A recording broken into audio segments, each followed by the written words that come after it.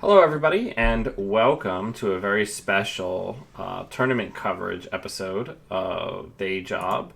I am joined by friend of the show and all around netrunner, terrible human being, Rotage. Hi Dan, thanks for having me on. Yeah, thanks for coming on. It's always a pleasure to have you on. And we're going to be doing the top 8 cut of the summertime JNet tournament. So there's some exciting stuff happening, wouldn't you say? I would say so, yeah. So we've got obviously a fairly diverse cut. I think all the factions are there, apart from NBN and the mini factions. But aside from that, there's All quite the a nice important array. factions are there. Yeah, I've dabbled in yellow a little bit, but yeah, I think I could probably agree with that. Now, one thing that's interesting is we do have Valencia, 2 players in the cut on Valencia, which Valencia is a little bit of a rare pick currently. Do we happen to know if these 2 individuals are on APOC? That is a very good question, and I was just sort of thinking that myself. Let me have a quick look at these ones. No, one of them is actually using the Swift console actually. Oh, Uh, nice. Is it an and it's APOC got deck with Swift? It's not an APOC, don't know. It's got Run Amok, amongst Oh, other things. And it's got Wanton Destruction, so it's taken some pieces and just put them to a reg Anarch list, which is kind of interesting, actually. I'll be interested to see how that one pans out. I imagine they have the Mystic. They do have them together. They've got 2 copies of that. Um, and the other one, yes, is a full-blown APOC list, Yeah. a But fairly standard one. we have 4 different Anarchs in the cut. Then we have Liza Talking Thunder, good old high risk, high reward. Yeah, that's going to be interesting. There's only 2 Wayland in the car. If they can dodge that bullet, they might get away with it. Um, but Yeah, otherwise, yeah, that could be a very quick game, quite potentially. yeah, it's very much so a embezzle like your life depends on it because it does. Exactly, yeah. I mean, I'm looking at that list. Actually, they've got 3 embezzles. As you say, that's basically their way out. Is just to kill off the kill cards. Because yeah, I have seen occasional Liza list which tries to clear the tags, but obviously I think that's kind of defeating the purpose of what the idea is trying to do, really. So I Hmm. think you just gotta go all in on it. Embrace what you're trying to do is take tags and try and win before the cop can kill you. Yeah. So I have a bunch of windows open. So if somebody messages us to let us know that a game has started and letting us know, because I don't want to keep alt tabbing between JNet because it's not good for the viewers.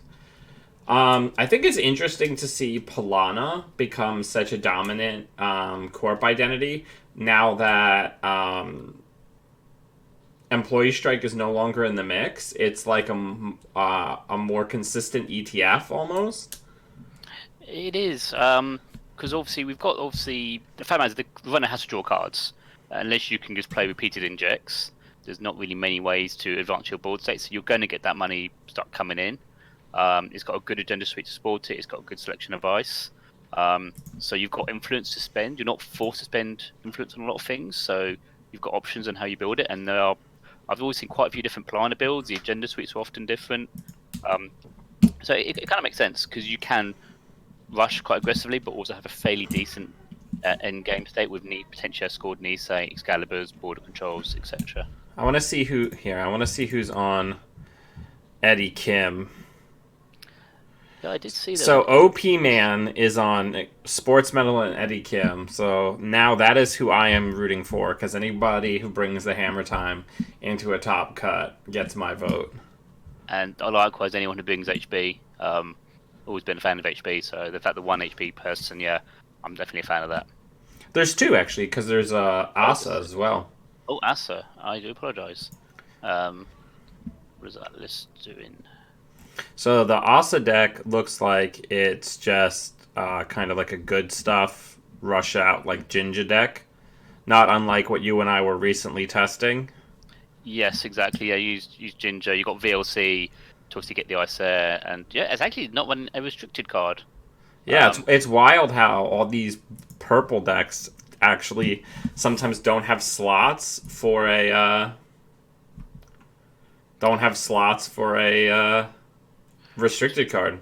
Well, you find apart from Argus, I would say Wayland's in a similar position as well because a lot of Wayland lists are just plain punitive and they just play real 5-3s because that works better in their strategy. Right. So yeah.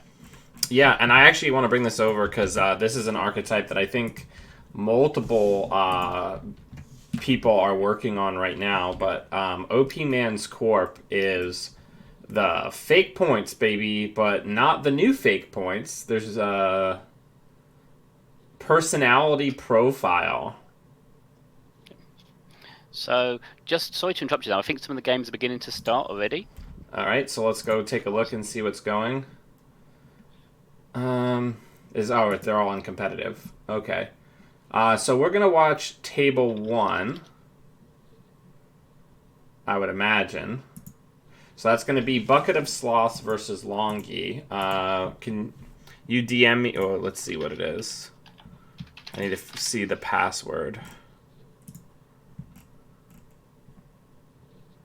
Can you DM me the password on Yes. Discord?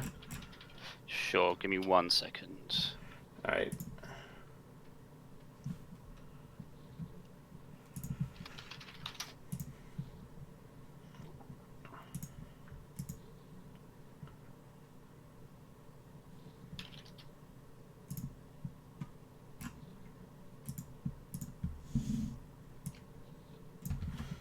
All right. All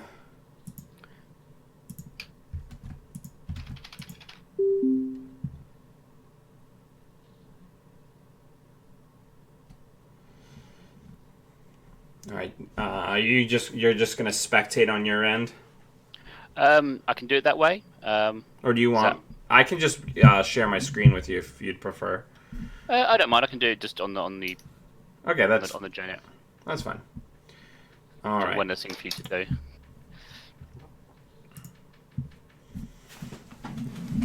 All right. It's bugged out.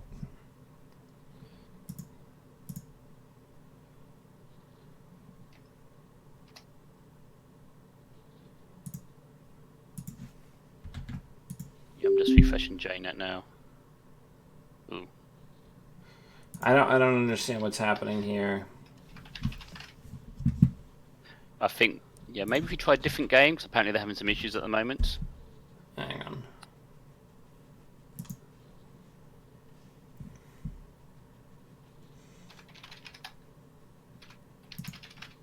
Are you able to get into the game? I'm in the game now. All right, there we go. Excellent. All right, so now everybody, we are in. We're watching table 1, which is bottom seed. It looks like what bottom seed was. Bucket of Sloths, and bottom seed was Longi. 419 versus Argus, a classic matchup here. Yeah, so it's. I think the Bucket of Softs went for the risky opening play and hoping they didn't have a diversion and not icing HQ. Yeah, And now they're really regretting it. Yeah, I mean that can be a bold play, but and sometimes you can get away with it. But now Longi is gonna get rid of the Prysac with no effect and the early tempo Rashida. So now Argus is pretty significantly set back here. They are. I think Longi kept the opening hand, and I think if they keep the opening hand, you gotta ice HQ if the criminal player keeps, right. Definitely. I mean, even if they mulligan, I'm still tempted just to not risk it because this is a huge setback. Yeah, right now, Net Jogging and Jessica, we have Rotage on comms, and hey, Robert. So, yeah, I mean, I think 419, I think especially this looks like it's probably, just based on what I'm seeing, let me look at Longi's decks, but it's probably a good stuff 419. Yeah, I'm looking at it now. It's got liberated accounts, which is a little bit spicy. Yeah, it's like the toolbox. It's got Hernando, Hunting Grounds, Data Sucker. Ooh, Data Suckers is an interesting include. It's got the grants, 3 career fairs. Yeah, so it's gone down. I think the only thing you sometimes see is whether they go for 2 of each breaker and 1 turtle or 3 turtle and 1 of each breaker. Right. and they've gone for the 3 turtles, one of each breaker. I'm firmly in the 3 turtles, one of each breaker, and 2 special orders in the current meta. Just Yeah, because there's so much rush, but like an Amakua can really carry you, especially if you have hunting grounds. exactly. Yeah, if you get an early turtle down, that can be really, really big. Yeah, I think the biggest thing here is Bucket of Sloths now has very limited econ. I think what they're going to need is they have 2 in the deck is too big to fail, is what they really need right now to recover. Yeah. Because relevant to the bad problem, they just need money. And we see the grant come down. That's Yeah, that's pretty. This is where 419 really wants to be. If you're the reg build, you want to kind of keep the corp in this like 2 to 3 credit area where they can't really do much with a single turn. yeah. I also think a big thing here is that combo pieces and agendas are going to start piling up for Argus. And they may have to ditch kill pieces in order to keep agendas safe, or vice versa, which can happen if you land early cred denial against Argus. Exactly. Yeah. I mean, the 490 doesn't have any embezzles, so at least that's one thing for the Argus player. They don't have to worry about them losing the things. But as you say, the things will start piling up, and you start have to throwing things away. I'm excited to see somebody else doing data suckers. I myself have moved away from the Rozekis in 419 and have gone to data suckers and actually mining accidents, so I'm on a full run-based 419. Oh, nice. And how's that been working out for you so far? Pretty well, since people have decided that they want to play assets again. Yeah. Turning yourself into Val while also being 419 is pretty good. Yeah, exactly. Getting the best of both worlds. So Bucket of Sauce is just trying to ice up everything to try and stop the turtle tokens, but Yeah, trying to when you've only stabilize. got 5 credits, you can't res a huge amount. But yeah, I think one of the biggest things that in this, like if Bucket of Sloths can draw into a too big to fail, that'll immediately put them back in this game. Or 100%. or if they can get just a hedge fund. A hedge fund, maybe even a hostile. I mean, Yeah, just to just get some jam it something out. going. Right, yeah. And at least then you've got the archer threat turned on as well, potentially, if they need Yes. to use it. Surprise Archer is pretty good against Criminal. Do we Doesn't know if the Go ahead. No, go ahead. I was going to say, do the players know each other's deck lists? Were Yes. they given that information? Okay. So we've moved on to the new rule system where in any tournament above like a GNK, deck lists are visible and available are given to your opponent. So there should be no surprises in this. Okay. Yeah, that did happen to me once where I was in a cut and we had deck lists, and my opponent had his thumb on my deck list over the punitive, so he had a bit of a surprise when he saw it. Canada, you can give somebody the deck list, but you can't make them read it.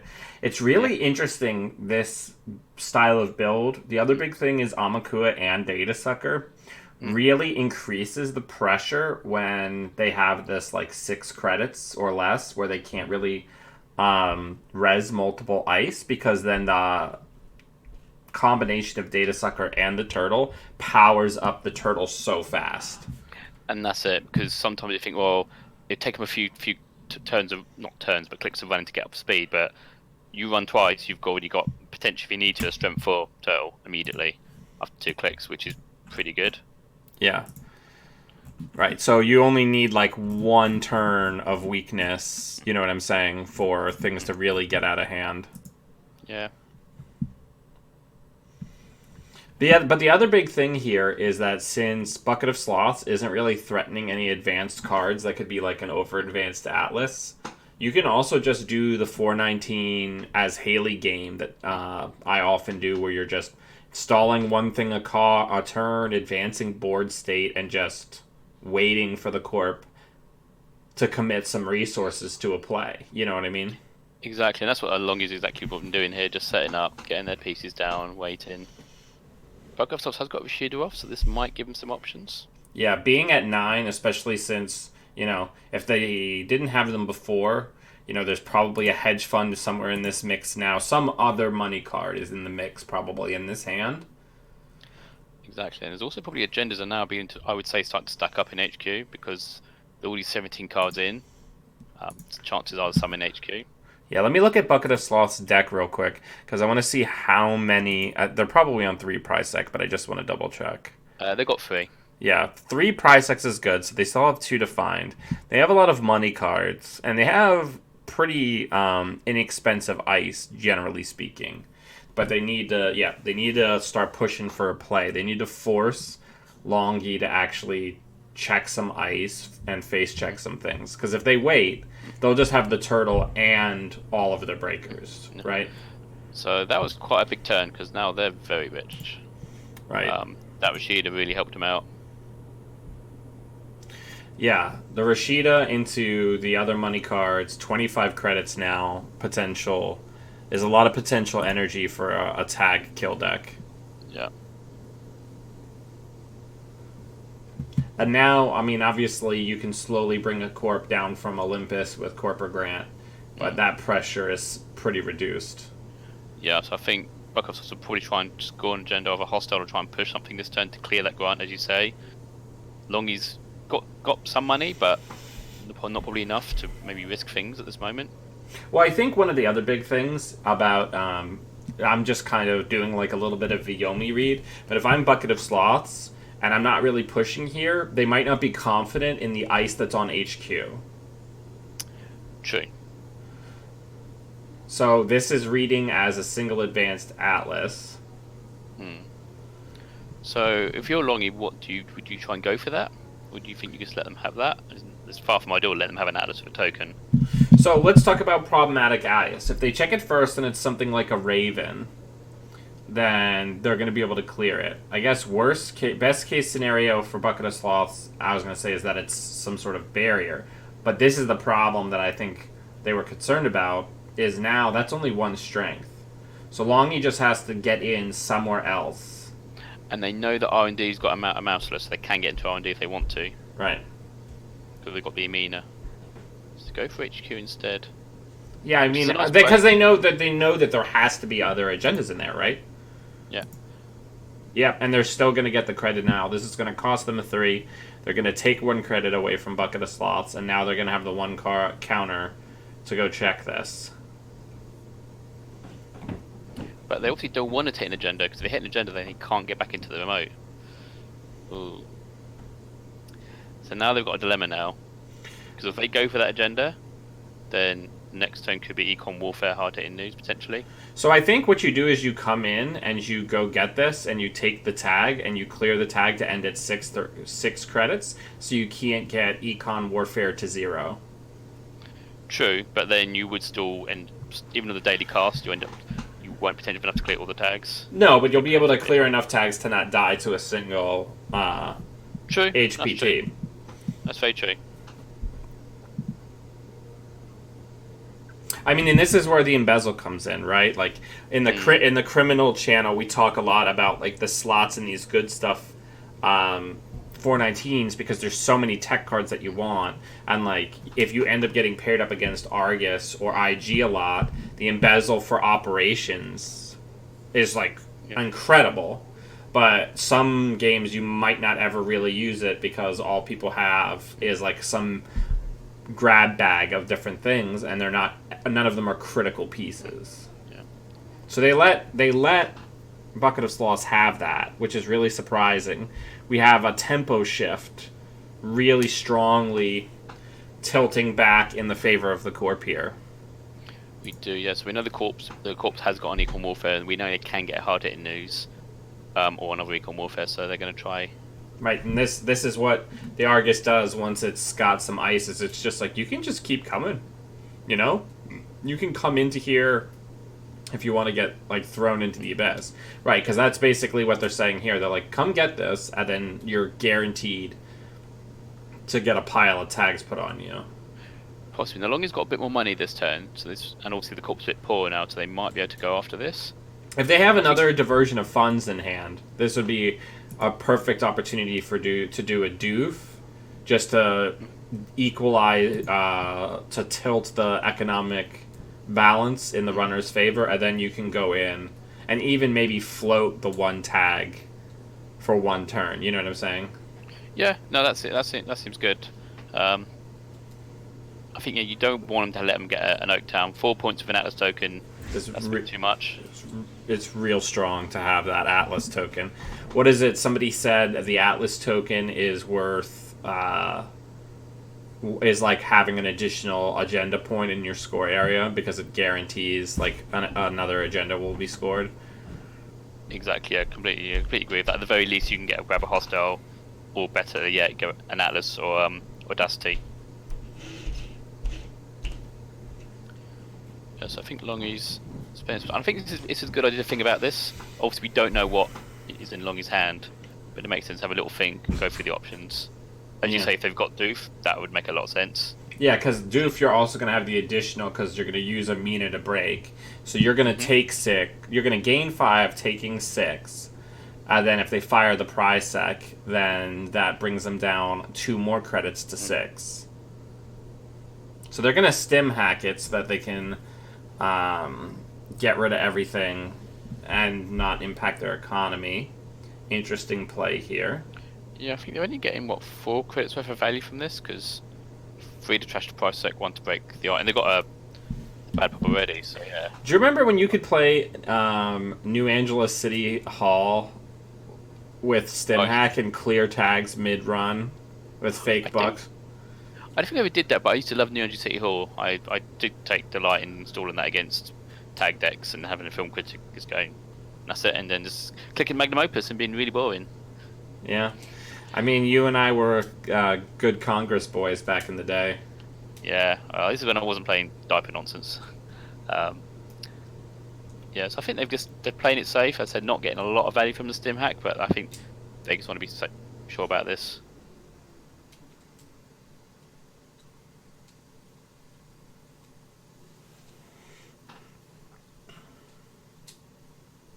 I think with the drip, this is much better, right? Oh, definitely, yeah, because the absolute worst case scenario, I think they'll start next turn on 6 credits, I think. Yeah, and if they have another deuces in their hand, right, then they can fully clear.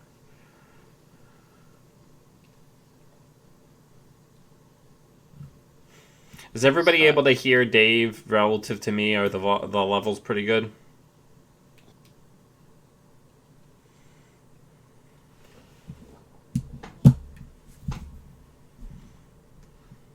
Oh.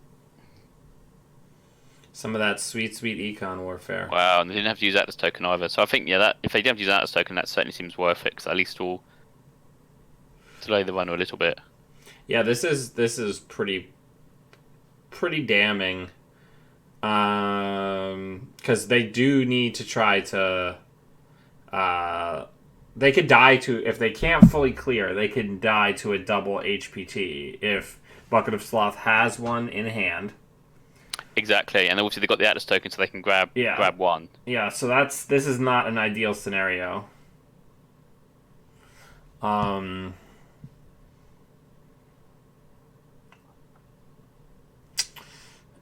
This could be it.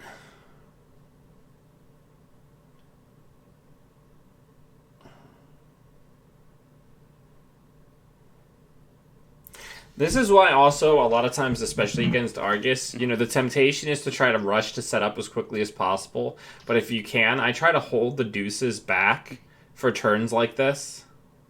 Exactly, yeah, because juices would have been really, really useful, because you get the money and you're clearing the tag at once. Right, they would have been able to clear all 4. Yep, so if they've got one in hand, that's it.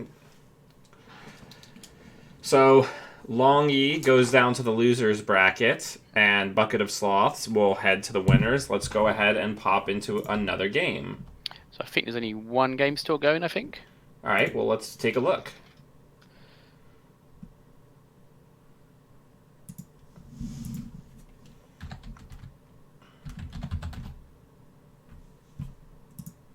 But it does go to show that even after that really bad start, how you Argus can recover from that. Yeah, I mean, like, Argus is super duper scrappy, right? Exactly, yeah. Huh. And I think it's a valuable lesson to think that even if you're looking in a really good position, you've always got to be wary of them coming back. All right, so here we have the combo sports versus a Liza deck. 38 tags. Goodness. If this was Argus, you gotta fire up the orbital laser. So this is very tough because this is not the scenario you want. OP Man has all of the fake points, and looks like they're going into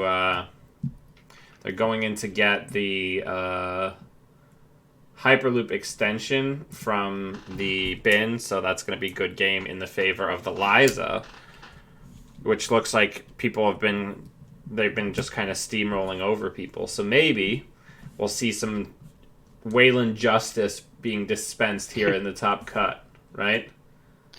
Yeah, I'm just having a few technical issues at the moment trying to join the game, so just bear with me. I'll try and get that sorted out.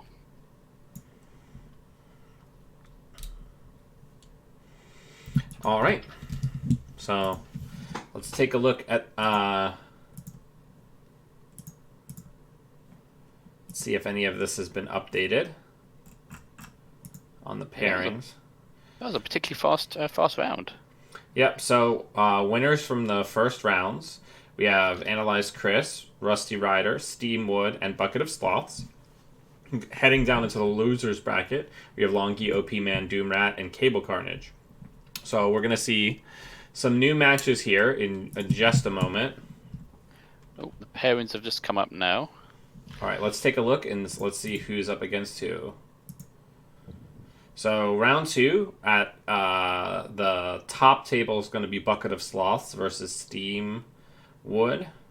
I would like to let's do Rusty Rider versus Analyze Chris, since that's two people that we haven't looked at all. Sounds like a good idea. So now we're just going to wait for the new rooms to open up. Nice little preview of the worlds of a potential worlds meta here. Yeah, that's an interesting thing. Obviously, whether people, I'd assume most people are bringing decks. Those who are going to worlds are likely to bring. I know Rusty Rider's going to worlds. I know that much. But I'm not sure about their opponent if they're going. I mean, I'm pretty sure Chris Fazo is going. Analyze Chris is going to worlds. Oh, okay, cool. And I'm going, and I'm getting all of this espionage. Yeah, it's pretty handy to see what's going on. But they could be rusing us down. They could be completely rusing us. Yeah, they could be completely rusing us. We could be on the ruse cruise right now. It's like everyone's got together just to ruse us. No, it wouldn't surprise me. So it looks like we've got Valencia against Polana, if I've got this right. Was that the yeah? All right. So let's get in there.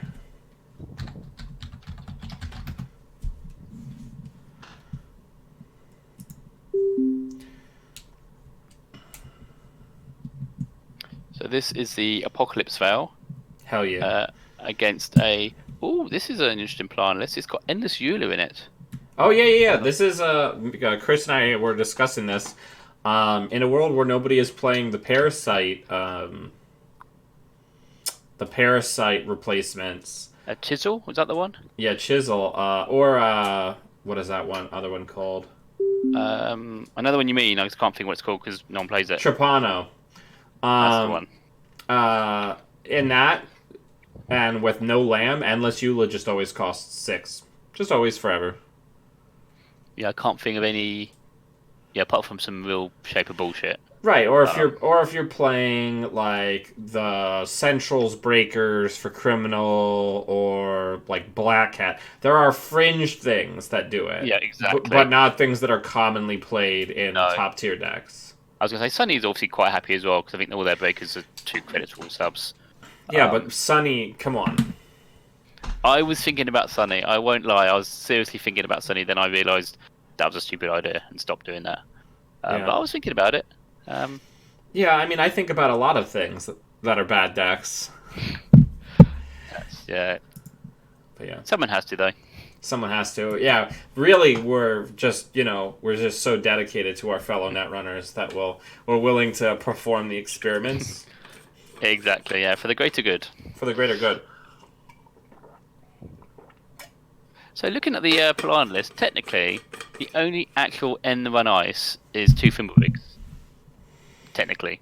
Technically, but I mean, it does say here. Let me just it I mean, it yeah, Endozula isn't cheap, but and obviously if people want to keep walking through DNA trackers and Anansies, then they're probably not going to last very long. Yeah, I mean, I think the big thing that a lot of these Lacosta grid decks are looking to do is they're looking to just really just say, "Oh, are you going to check this card? What about this one? What about that one? What about this?" And you're just like putting cards in. It's very interesting how, unlike previous decks, did the game not launch, or did I just not see the game launch? Um, I don't think the game's launched. I'm in the room. Nothing's happened. With a lot of these decks, if you don't draw into things that you can install, then things can get really out of hand. You know what I mean? Because Yeah. you need to be able to force the runner to spend money.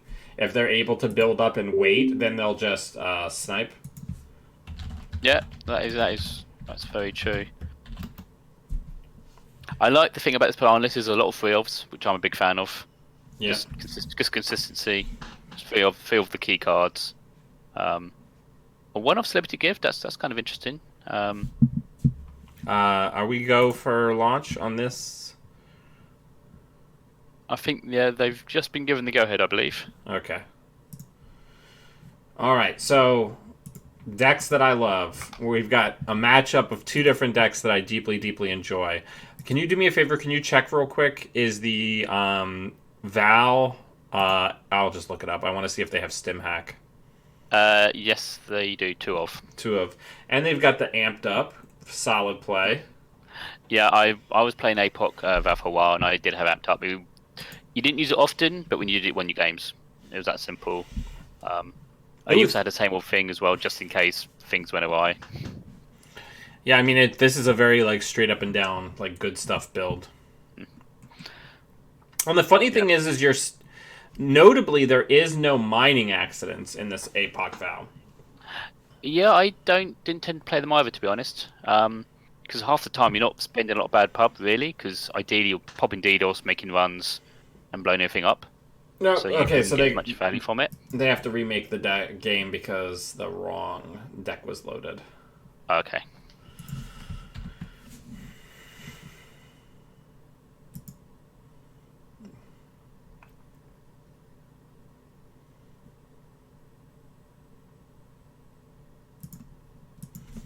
All right.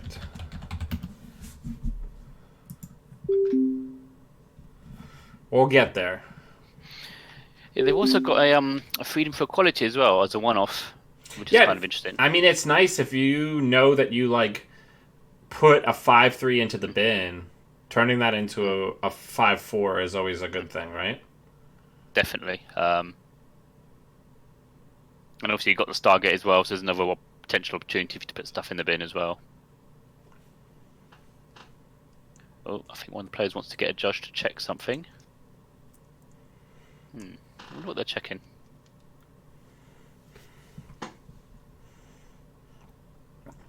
Interesting to see. I think one thing that is notable is an APOC Val playing two copies of a console is pretty rare. Yeah, I was mucking about playing a one-off turntable, which could be really handy at times. As you say, two off, obviously, because you're blowing things up, makes it a bit more tricky to use. But you do have a certain amount. You do have some flex slots in these lists. There's a pretty standard core to these, and then a few floating slots, depending on what you want, your personal preference or medical, what you think suitable. If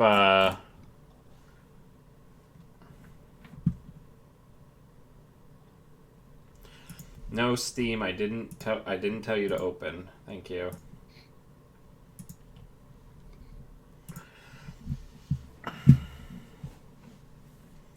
So Polana's kept their hand.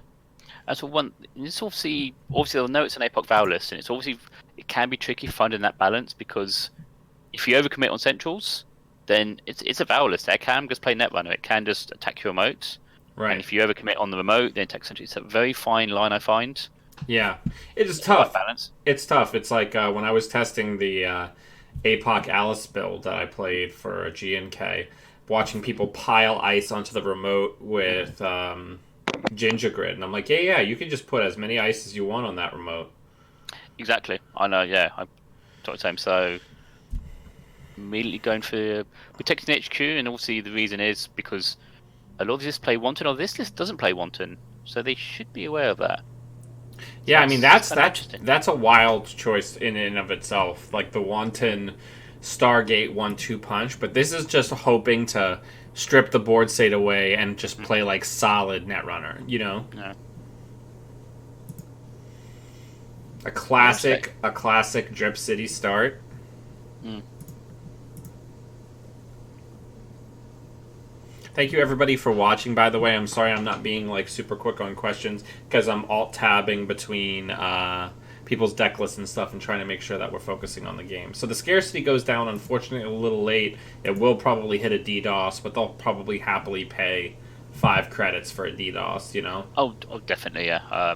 They've got some money down. They've got the Liberator. They've got the casts, which is probably enough for now, depending on how quickly they can get an APOC together and how soon they want to APOC. Because right now, you don't want to APOC. There's only 2 pieces of ice. You want to get some more value from that. And they have to have the things to follow it up, right? I think one of the toughest things about playing APOC Val against a Polana that you know is running Niseis is you have to try to juggle, like you just said, between do I APOC now and open up the servers?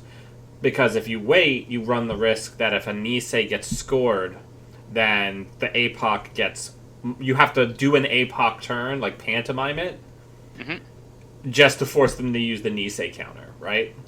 Exactly. The saving grace, that's a huge thing because obviously you can do the same thing with border controls, but the nice thing about that is it's on a server with more than one ice because obviously you can DDoS the other one, so you can just waste hopefully just one click looking at the border control, and it's not a very punishing face check, so it's not end of the world.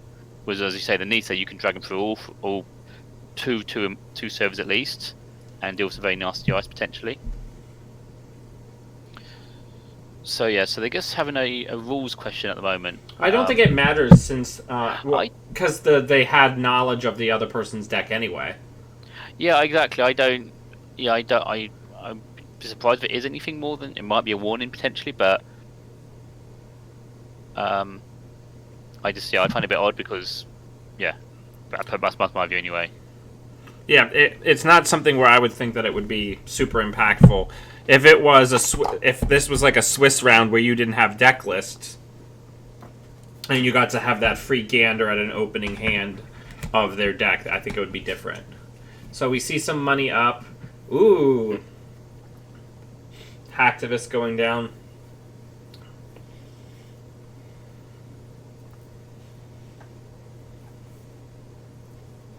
Yeah, I'm a bit worried for the corp at the moment because they've got money but not really advancing the state, and the DDoS has gone down.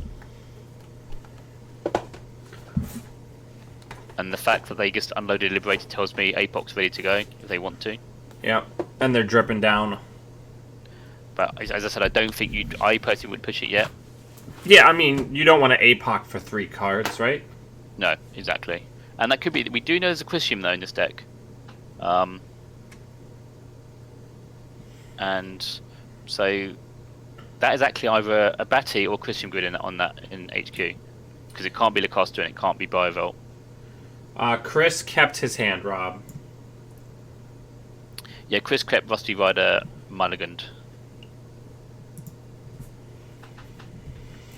So they're just waiting for the judge to just make a ruling on this.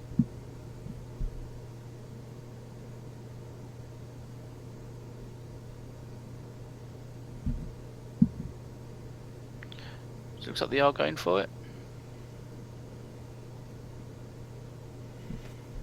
Alright, you gotta get rid of it.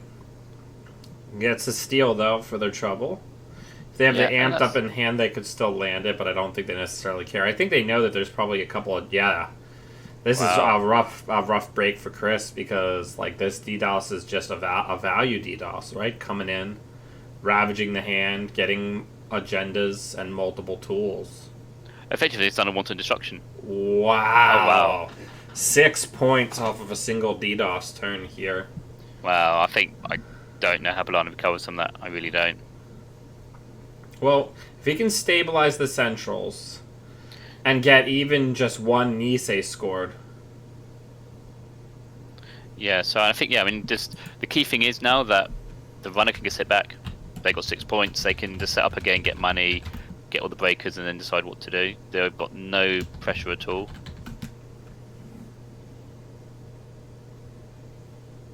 And obviously they've got the breakers they need in the bin, because the only barriers are Endless Eula and IP block, and they can just pay through those if they need to. Yeah. But yeah, this is going to be tough, but I don't think Chris is completely out. You know, Polana with Nisei tokens is scrappy, right? But they just need to stabilize. They do. It's just, my worry will be that by the time they get to that position, it might be too late. But we'll see. There's always hope.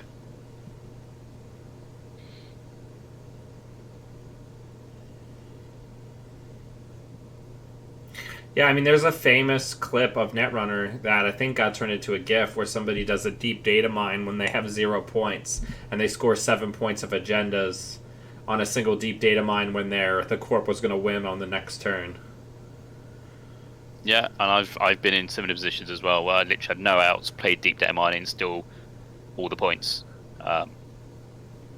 Just come back from nowhere. But it's a lot harder for the corp to sort of go from that. Well, certainly now that CI's gone, to do that kind of thing. Mm-hmm. So I'm throwing away turntable because obviously it's completely useless now. Well, I suppose from an MU point of view they might need it, because they could just play Netrunner, just get a Stargate down and just Stargate potentially. Yeah, I mean, Stargate could just they just need a single strike to win, right? Exactly. So they could just go down that avenue. Yeah, I don't think you need to land the APOC here, right? No. I hope there's not. Just have money in the bank. You got EDDOS. Just to slow Chris down a bit more. Rebirth's also going to be a huge potential problem here for Chris. So it looks like they're potentially thinking about just firing an APOC here, maybe. Yeah, we're pretty sure they had it because they did try and go for it the turn before. Obviously, there's nothing in the remote, but you also know there's nothing that can stop you apart from if the ice is expensive and you've got to break through it. Because there's no upgrades, there's no border controls in this list, there's no Nisei tokens. So it just comes down to money. Because obviously if there's Anansi's or DNA trackers at the bottom of those, it's going to be expensive. Yeah, I think this is going to be... Ooh, that's... At least this is expensive. Right? Yeah.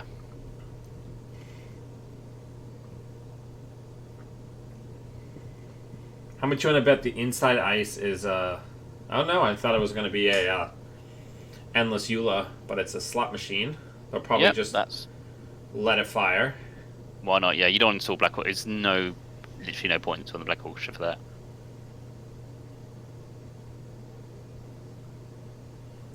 Here we go. Yep, it all goes into the bin. A very tough break for Chris here. Yeah. As soon as you lost those 6 points worth of agendas, it's always going to be tough. Oof, yep. Yeah. Hey, at least there's 3 ice, so they can't lock you out of ice. No, that is true. That's very true. They'll probably get rid of the Endless Eula here, I would imagine, since it's the thing that is the hardest for them to deal with. 2 DDoSes are down here, with a lot of deck left. We know that they drew into another Apocalypse. Ooh, they got rid of the slot machine. I can see the logic because that's the most painful one to face check. Because in this Euro, you get hangers bounce off it if you want to. Sure, I guess yeah, that's a consideration I hadn't thought of. Um, but interesting now they're quite poor. There's only one DDoS left, Right, and there's a lot of cards to get through to find it. so this Yeah, could be the chance Analyze Chris needs to try and push something.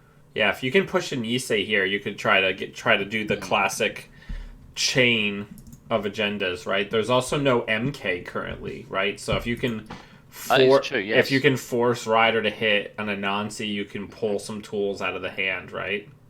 Mm. I do love that Lacoste Grid makes it so that you never have to like let people know Exactly. if something's an agenda.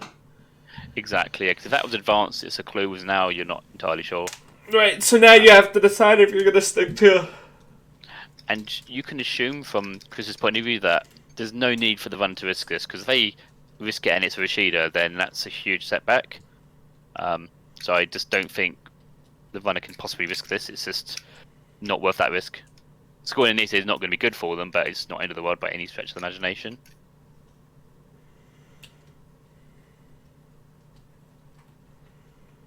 Ooh, a stim hack. Oh wow, okay. They're just going to say you can have it. Good game. Okay, so let's find. Very tough break for Chris. Tried to play his outs, and he just couldn't stabilize. Very solid play from Rusty Rider. Let's find ourselves a new game. Okay. Let's go look at this one. Which one are we looking at? Table 7. Okay. OP Man. Oh, no. It's doing the thing that since the game's all... Oh, yeah, that one. That old feature. Alright, because we got some hammer time. I consume Edward Kindeck, a man after my own heart. This is a wild build. Like there is some wild shit happening here. Oh wow. But they could be dead very soon. They've got their floating tags. With no cards. Yeah. Well,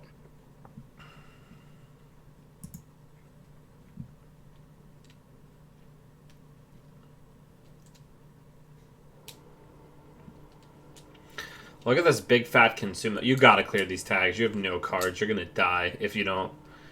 I mean, I think it's... Yeah, I think you... Why would you not clear the tags? Why they're not? That seems... Okay. Super duper risky. Considering, yeah, it's...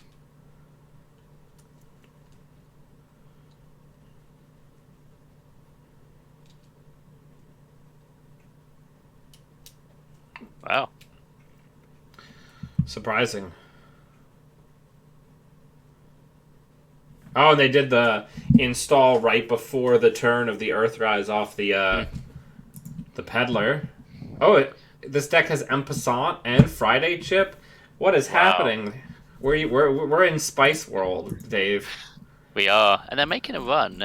They're bold. I'll give them that. They're bold. They're not. There is no respect being given to the murder package here. Wow.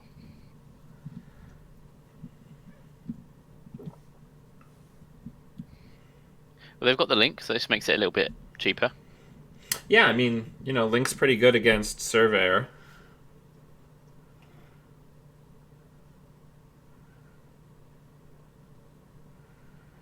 Gonna come in and get some hammer time action, and they're using Knob out of Freedom. A really surprising choice here. Yeah, I mean, they've got quite a few. I mean, they've got the Pelagia, they've got the Consume, so I can see the logic. And having used Freedomless, that engine gets going. It's really strong. Yeah, I mean, I think the biggest thing is getting rid of that ice with En Passant, which now makes this Surveyor super duper bad. And they've got cards now, so at least that one tag isn't a major problem now. Is an instantaneous death. It isn't, and obviously the corp's poor, so there's no point even doing the value high profile target at this point. Yeah. But obviously that's always now a problem because with the link, it costs them not 2 credits to run R&D. Yeah. Very Which, trivial. Yeah, and if you can set up like a blitz deck like this, like you can really just kind of like put people on the fence, right? mm. Now they've got the Palangi. What I want to take a look at this list real quick. What is the Palangi doing for them? Like, are they leaning heavily on one breaker? I guess Paperclip is their restricted, so they're hoping to break stuff not with the nightmarishly bad other Anarch breakers. Yeah, that's I'm guessing the same thing as well. I'm not seeing any cutlery events, so it is just the hippos. They do have 2 imps, which is pretty funny. Yeah, so they've got the They have the perma imp combo where they can always trash cards that they access. yeah, exactly. You've got that. You've also got August put money on consume just to get your econ engine just constantly running. Yeah, it's a build your own magnum opus. Yeah, and they've cleared the tag, so yeah, They're completely stable. Argus has got 3 credits. Yeah, so this is looking pretty okay thus far for OP Man. yeah. I suppose the problem they've got is that they want to have the paperclip, but it's in the bin at the moment to try and kill that Raven off, because then they can just go wild in HQ.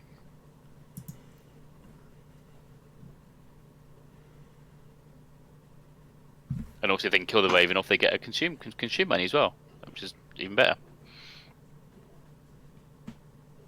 I think Data Raven's probably one of the best designs ice in all of Netrunner.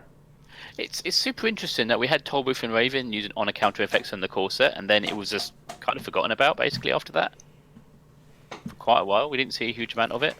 That was any good anyway. Yeah, I mean, I think the most recent one of the most recent good ones, and only in certain builds, is like Thoth, right? Or it's just like here's a tag, just for saying hi. Yeah, I know you've got stuff like Turnpike, which is not a huge thing it does, but it's a nice little. Nice You're gonna little- lose a credit, whatever. So I wonder if they're gonna come in HQ and just eat the tag.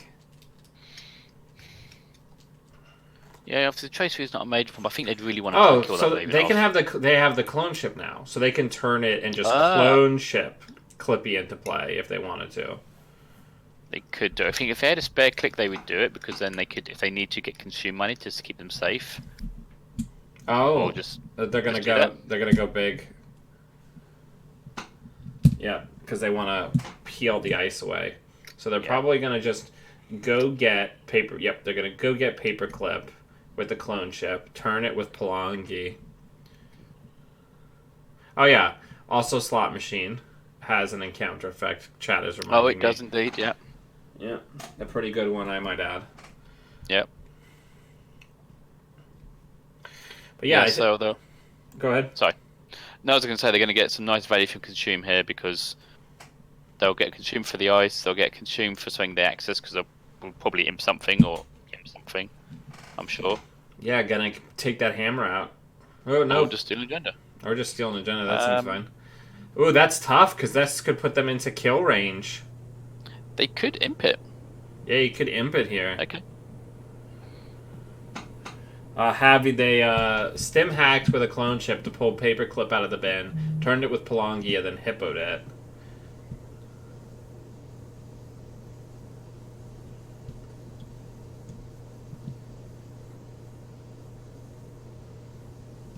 So you've got to assume the corp hasn't got 2 high profile targets in their hand because The game would It just could've- be over. it would have been over if they had one before. So I'm pretty sure they haven't managed to get 2 since then. Yep, they had to clone ship because Palangi turns the ice type after the encounter, so the window to use Paperclip's native install ability has passed.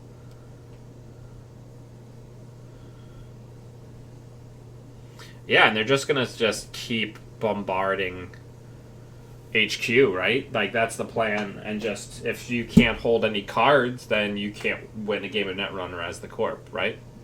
Yeah.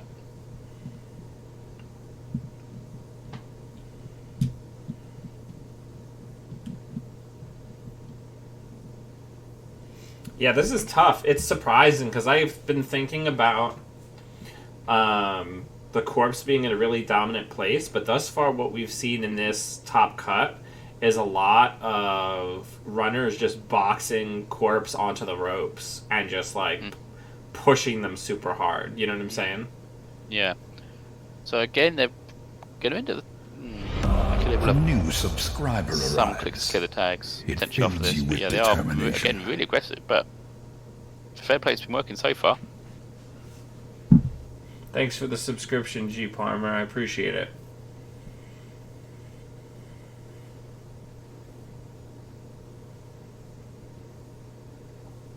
Oof. Oh, that's a problem. That is a Can't take problem. the damage. I think you might have to imp that. Yeah, you gotta imp it. Man, we're living on the razor's edge here. But I suppose the problem is now is that even if they clear one tag, they're still in death range, or maybe they actually could have taken it, just taken the tag. Because at least then they'd have an imp to run again, potentially. A new follower. Yeah, the Kim might have gotten a little over aggressive here. Yeah, they're just gonna take the money because they know that they're dead or they're dead. Yeah. And I think if you're the corp, you Yep, they're try and just draw up again. they're just drawing for it. They're seeing if they could just dig into the win. Yeah. Oh, man, people having these games kind of locked up, right? Mm. And just kind of getting really over aggressive against Argus and getting themselves killed. And I think it's a really good lesson that if you're in a quite a good position, just maybe take a step back. The corp's got no money. You've got your rig set up. They res the Raven, just bounce off it potentially, and then just draw some cards, and then go at it next turn. Yes, you're giving the corp a turn, but I don't think that's the end of the world. Yeah, I agree. All right, I am gonna run to the restroom really quickly. If you want to chat with our viewers just about like whatever you choose to, I just need to run to the restroom real quick. Yeah, sure. I'll find some inane stuff to talk about. All right, I'll be right back. Okay. Unfortunately, I don't have the chat, although I'll try and get hold of the chat so I can see what you're talking about. Bear me a second while I get this open up. Okay, I've now got the chat open. Jogging, how's it going? And while Dan's away, if anyone's got any questions, feel free to ask.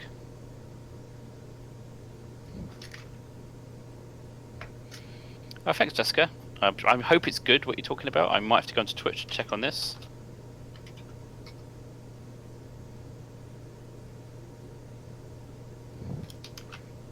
Stage a hostile. Yeah, I could stage a hostile takeover.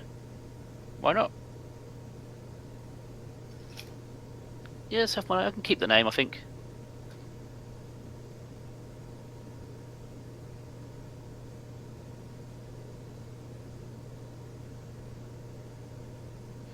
Will Nasir win a Worlds? No. If Nasir... No. I'm not going to make stupid bets. I've done that too many times. But Nasir will not win Worlds.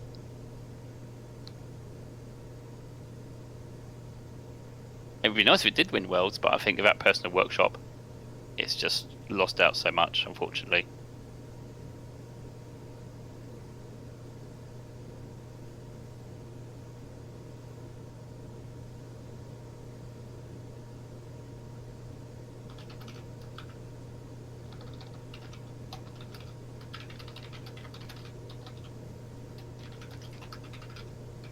So how many of you people out there going to Worlds? Will Worlds be won by an idea that's never won Worlds before? I don't think Polana's won Worlds, so that's a possibility. I'm gonna go yes. I think an ID is going to win Worlds that hasn't won Worlds before. That's yeah. I'm going with that. My hot takes. Hot takes. I don't have any hot takes. Unfortunately, nothing spicy, and certainly nothing I can say anyway. Who's going to cosplay Geist.Worlds? Not sure. Andre, this is the cut. We've just had 2 rounds. This is the top 8, so we've got quite a few more rounds to go.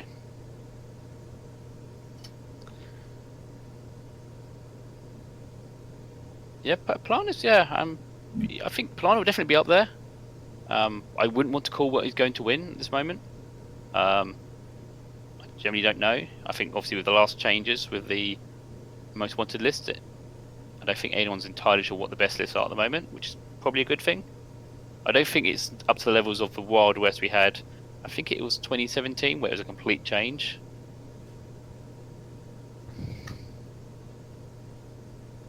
Asa Moonless Spam. Yeah, that could do something. C10 Val. Yeah, Gagarin having lost Judge is definitely a lot weaker now. I feel, because particularly as Shaper, if you've got your misdirection out, and Vatops, they just, even with Econ Warfare down to 0, you can sell something, take some money, clear tags, and without the Judge to follow it up, it just isn't as effective, unfortunately.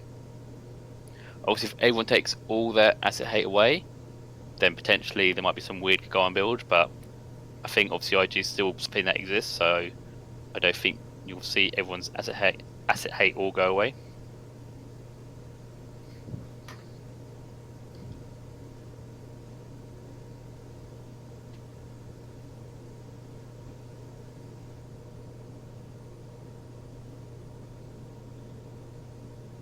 Yeah, asset decks are very hard to play against. I can barely see your name, unfortunately.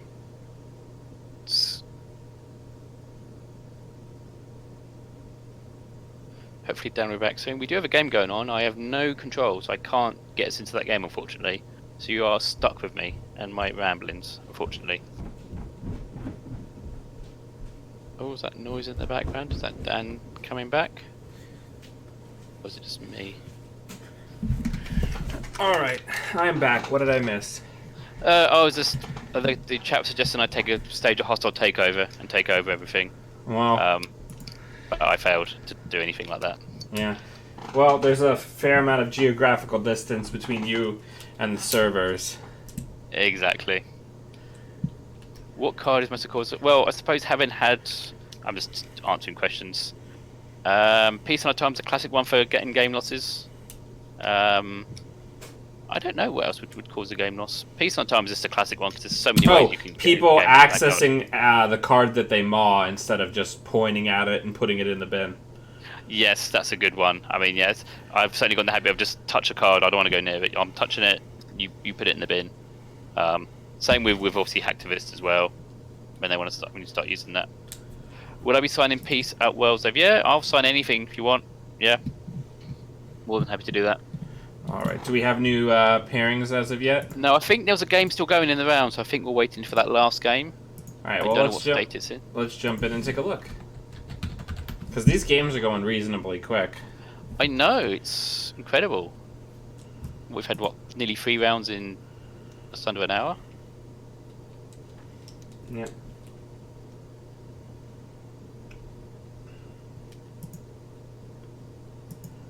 Come on.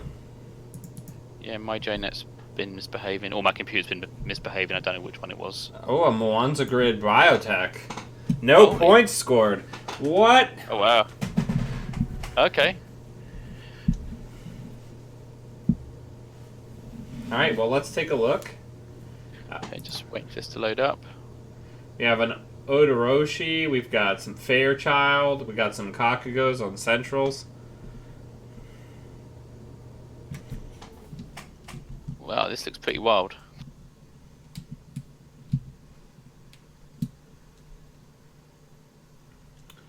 One of the weirdest game losses or game wins that I was ever awarded was somebody used a Nisei on R&D without trashing the one that was in the remote that was already rezzed. Oh, okay, that's awkward. Yeah, and then I had failed to access that card on a previous run. So I think the worst one I guess I was a judge at the tournament. There was 2 judges, and so we'd called Tom, and I was just watching the end of the game, and it was against Argus. The runner had taken some tags, so all the cops got to do, time's called, play high profile target, win the game. They advanced a mystery card in the remote and scored an Oak Town, which had been installed face down. And I was like, yeah, that's a game loss. And if they just play the high profile target, and I don't see that, then obviously it's illegal, but no one's seen it, and it's fine. But they just forgot or weren't aware. It's a real shame. It's tough. Yeah. So what is that card's been advanced 7 times? What do you think that is? Well, it just got scored. It was an Obokata. Ah, nice. They put 7 on it so it looked like a trap, so they wouldn't run it. Nice. And now that was scored with a clones are not people, so now any advanced card could be the game. Yep. And Levy AR was removed from the game, and the cards are gone. Oh, it wasn't actually used. I used Levy. Oh, wow. Or it was used, and they've already reburned through the deck. Because it looks like a June bug was hit, and 2 snares were hit. I'm just going to comment someone in the chat with my being quoted about it's only legal if you get caught. I mean, I just don't think they're aware. That's why I think if someone was aware, they would immediately call themselves out on it. But yeah. I mean, people sometimes accidentally cheat with no malintent. And exactly, that's all it would have been. It was a fairly new player as well. I should point out they were pretty new. Yeah, because I had a game against a fairly prominent player last year at Magnum Opus where they accidentally installed Operation as a piece of ice. And I just let them take it back a couple turns later because I hadn't run that server at all. I think... You know what I'm saying? And it's just like, yeah, you didn't do it on purpose, and I'm not gonna... Yeah.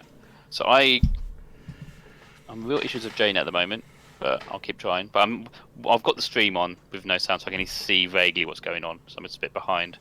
I mean, if this thing in the remote is an agenda, then the game's just over.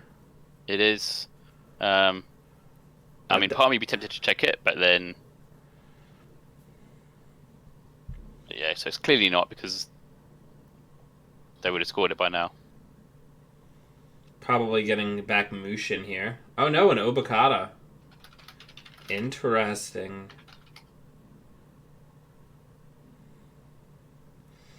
Let me take a look at this deck.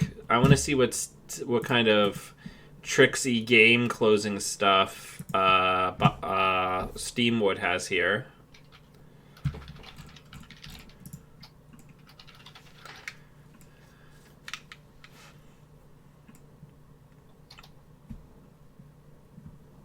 So this is neat because now having pulled the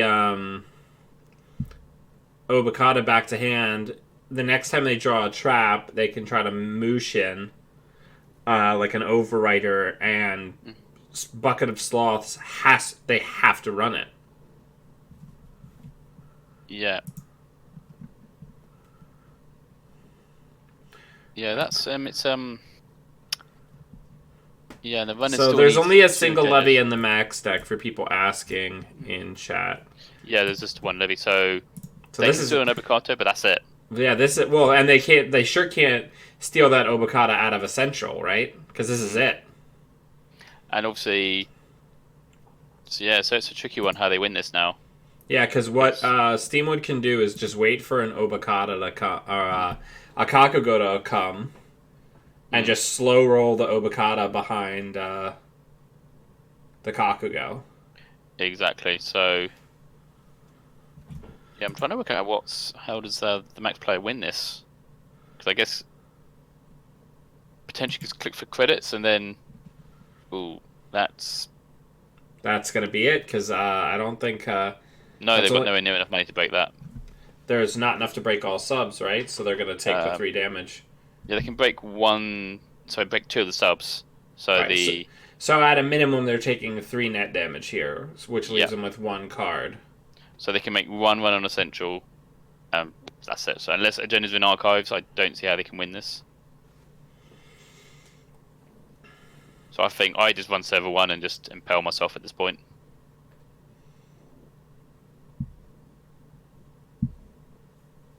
It's tough. Biotech.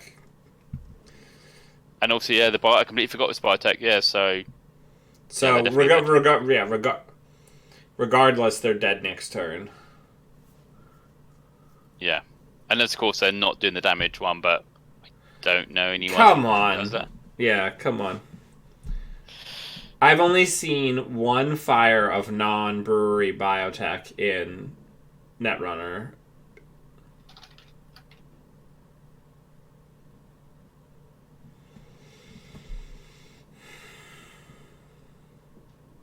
So I believe you've got another co-commentator in the next round. Oh, who's Nima is joining you. who? Nima or Snoop one. Oh yeah, Snoopy. Snoopy, yeah. I'll linger in the background probably. That's Just keep fine. an eye on the. I can keep an eye on the chat or something. Yeah, so I think this is just done and dusted now, isn't it? I just can't see unless there's a bizarre vanity project somewhere. But again, That would be wild. that would be amazing. But yeah, I think I won server one, so at least I can end the game on my terms. Yeah, you can't kill me. Only I can kill me. Yep. Are they? Well, they can't continue. They haven't got any money to break the Kekugo.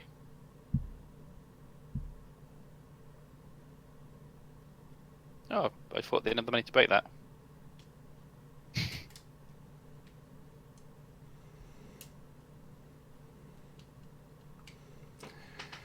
Wow. Yep, rest in peace. Oh no, I would be running server one there, 100%. What Or is- archives at least. What is happening? Just use your ability. And maybe it is. Maybe they've done the which is everyone? The tank, is it? There's a tank, the greenhouse, and the brewery. I can't remember which is which though. I mean, but it can't possibly. Like, this deck is clearly the brewery, right?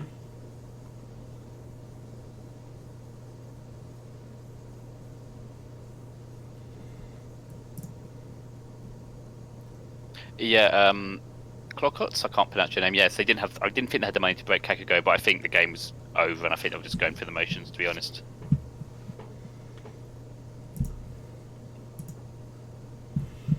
Alright, so now we're just waiting on pairings. Just keeping on, see if Snippy does. I think they're in the channel. Gets muted. I think they've come on now. I'm here. Can you hear me? Yes, I can hear you. Hello. Hi, Dan. How are you? I'm good. Is it pronounced Nimer? Yes, it's Nimmer, so it's Arabic. It's Nimmer? not that easy, but yes, Nimmer, No, it's fine. Nimmer's Or fine. Snoopy, I don't mind. So, welcome. Dave's with us too. Thank you for coming on and doing some commentary. Yes, it's my first time, so I'm a little bit nervous. Bear with me. But I'm happy to be here, and thanks for inviting me. Yeah. It's great to have you.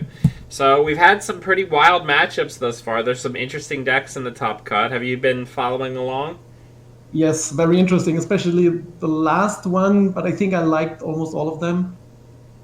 This Kumalu Kim was really a surprise when I've seen it. Yeah, I mean, if you can get that engine going, it can be really devastating, especially to like a Wayland or an HB that really depends on being able to hold cards in its hand or yellow. Totally. I would still think it's stronger in Kumalu, but because you can trash, yeah, even ice or things like that. So, but I might be wrong. I don't know that exactly. But this is just my feeling was always like since Kumalu's there, Kim has lost. Yeah, his position in terms of being the one with the hammer. Yeah, I mean, I think it's tough because if you can get the imp going, I think the Kim can be stronger because you have the link and you have better, more resilient breakers, so you're less likely to get locked out. Yeah, I can see that. Agree. Yeah. All But right. I mean, he was playing imp, consume, knopkery. So in that terms, yeah, okay. I mean, he only needs a few viruses while Kumano needs a lot. So I agree on that point. Yeah. So, which table do we want to watch here? Are the new pairings up already? The new pairings are up. Let me check. Well, we haven't seen Chris's We haven't seen Chris's runner or Longi's corp. Yeah. I mean, I think we haven't seen Longi's Argos because he was killing Kim, right? But otherwise, yeah, sure. Let's showcase a little Haley. This is a loser bracket game. Okay, perfect. So I heard you're coming over to Worlds. I am. I will be there too. That'll be exciting. Yeah, same. Yeah, it's a little bit of a shorter trip for you though. Yeah, but I mean, like it was for you the last years, right? Kind of, sorta. America's pretty wide, and I'm on one side of it, and But wasn't the other? Wasn't the other in the middle?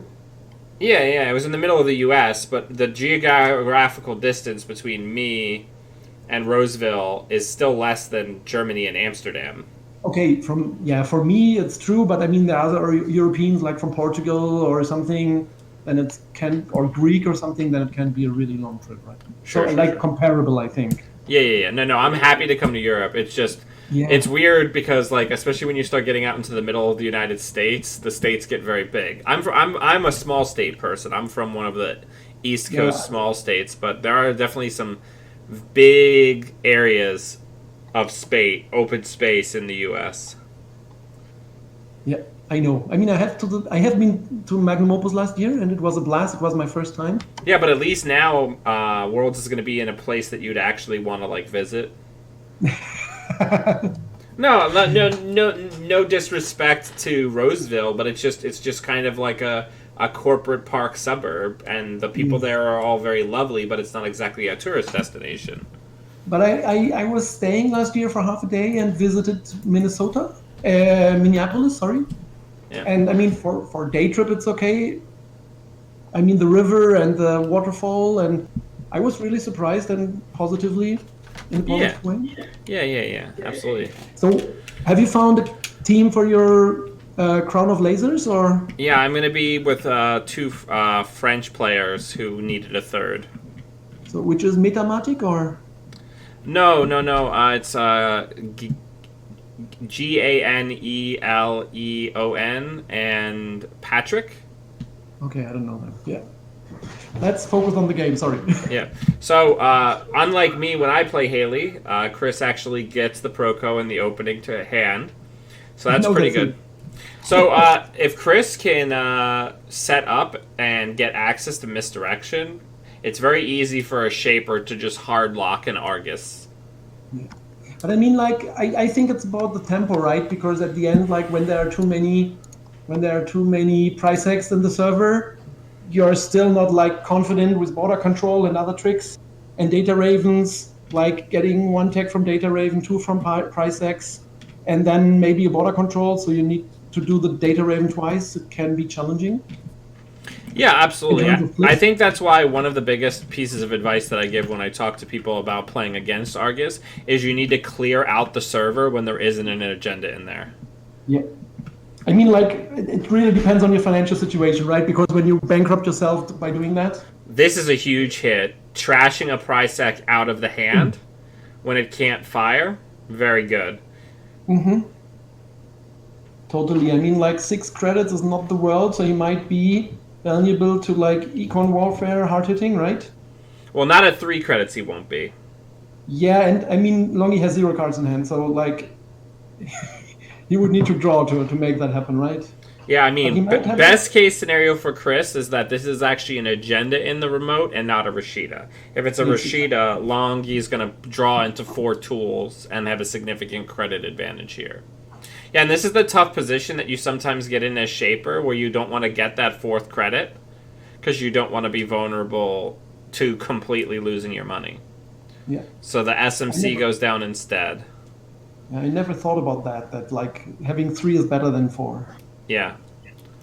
So it looks like he dodges it, which is a big deal. He had a turn where he really went down low, and the fact that there was no res on server 1 says that that's prize sec number 2 in there. Yeah. Or it could be an agenda that he just want to protect. But I'm not the best Argus player. You might be. Yeah, here we go. Oh, it was a hostile this whole time. That's kind of unexpected, I would say. So I mean, Chris, he has the tools. He has Yeah. the tools. He has the hunting grounds out. That means like Data Raven, not as bad as it usually is, yeah, even without misdirection, is this gonna be another hostile here? maybe, or GFI.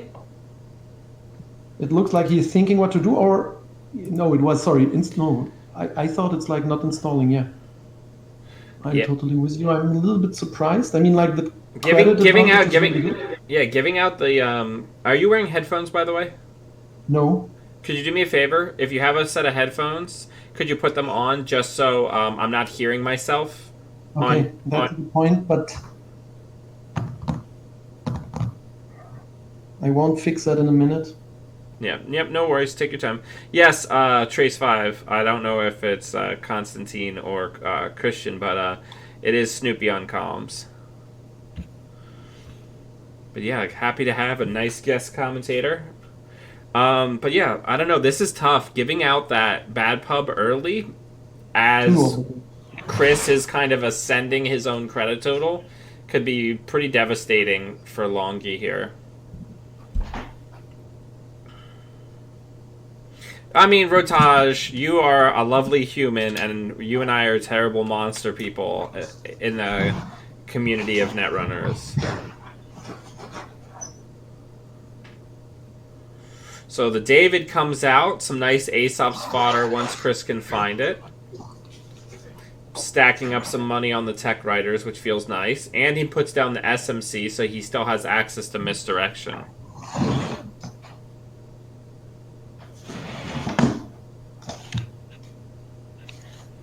Oh, so the hard hitting is coming out.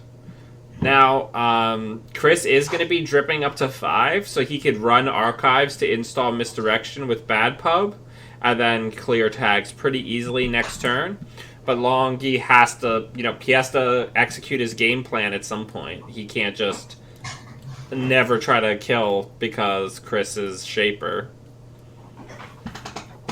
I'm sorry that I'm slowly drifting away from my computer. Balder's on my lap now, and he's pushing me away from the desk. So is it better now, Dan? Oh, it's much better, thank you. Okay, perfect. Okay.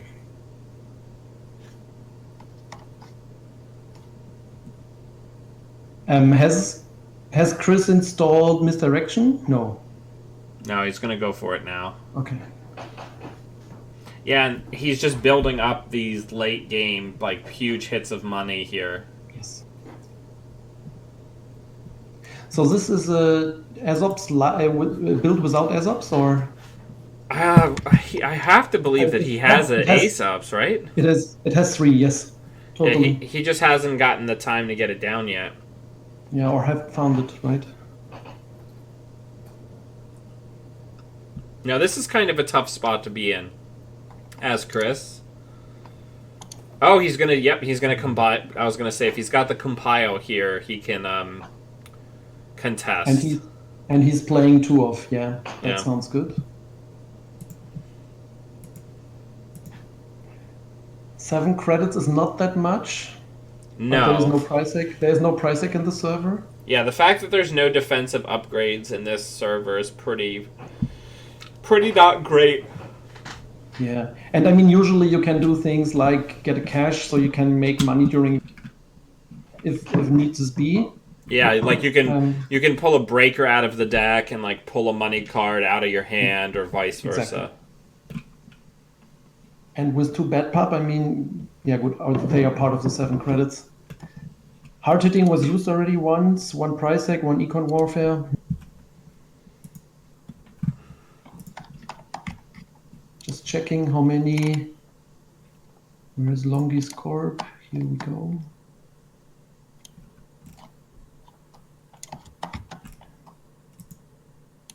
So he's playing 3 hard hittings as expected. The border control, okay. He could dress it and then fire it immediately to prevent compile from being used. That's true. I don't know if that's necessarily the best play though. Yeah, I can see that, yeah. Because that he wants to get through, so he needs to break, he needs to find his breaker, fire his Brahman. yeah, but what he's going to do here is he's probably going to use Brahman. He's going to put the David back on first, and then for the second ice, he'll put Brahman back so that Brahman's not lost to the bottom of the deck. Which is totally okay, but I mean, like, this is usually, I mean, he might even for himself, but he has one click left. I mean, like, when Longi now border control, that would mean perhaps that's the wrong move, right? Yeah, I mean, here's the tough break though with the 2 bad pub. If the border control gets used, he can just run back in and use the bad pub and money to try to break these traces. Yeah, I can see that.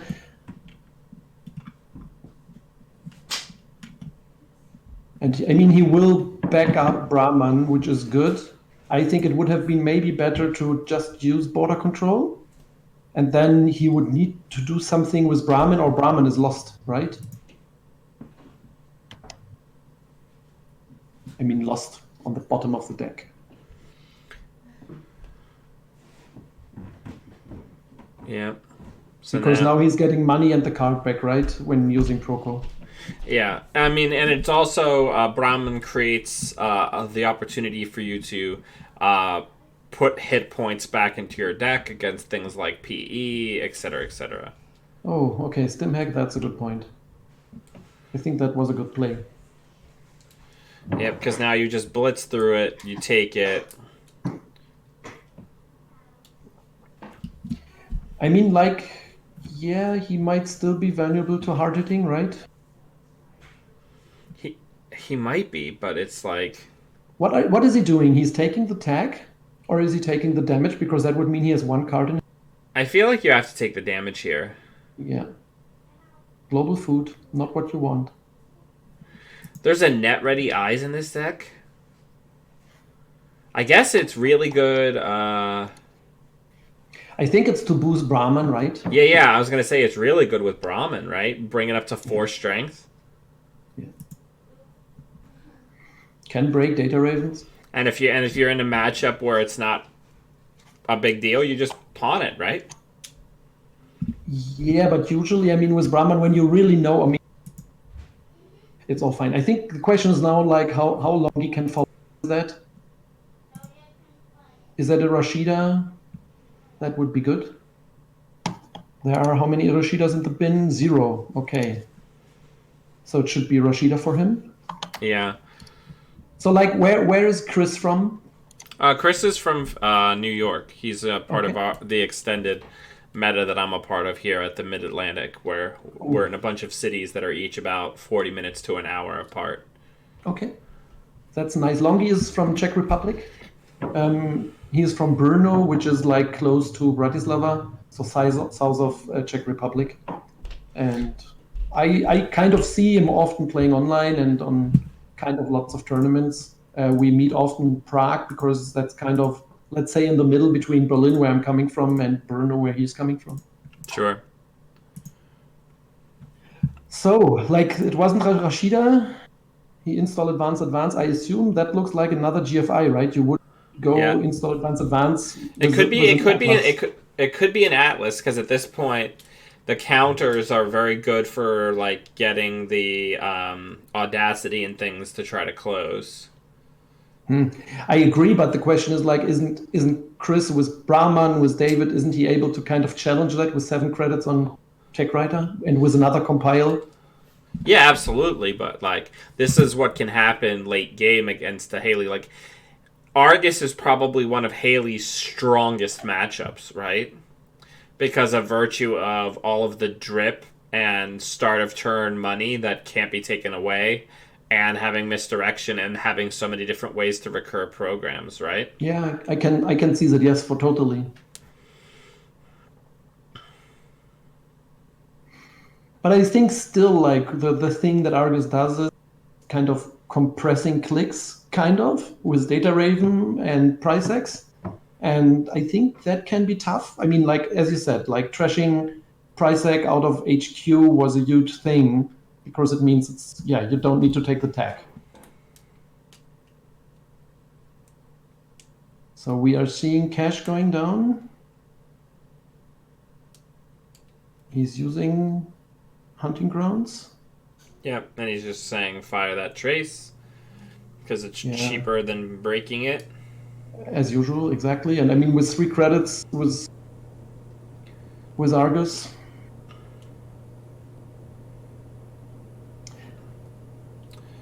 Probably gonna put misdirection back here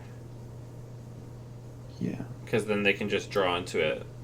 Oh no, the David. Interesting. Yeah, yeah, because otherwise that's what I'm talking about, right? When that's a price tag, so like, and then you're hard hit it, you might need your clicks, right?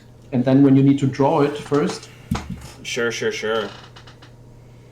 And that's what I'm saying. It's a GFI. You wouldn't go for like install advance with an Atlas. Or it could be an NGO, of course.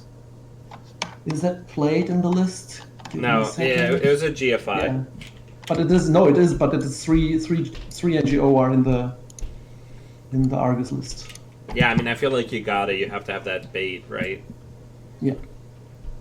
Because especially as Argus, yeah. Yeah, otherwise people just wait and camp. And here we go. And here I think we are where you're saying like it forces him to pop a tech rider, right? Maybe. No, he just...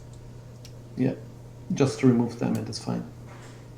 And I think this is the issue, like usually turn you would like to install advance something and then put hard hitting out. So like to put him in this miserable spot where you can't do both run and clear tags. Right.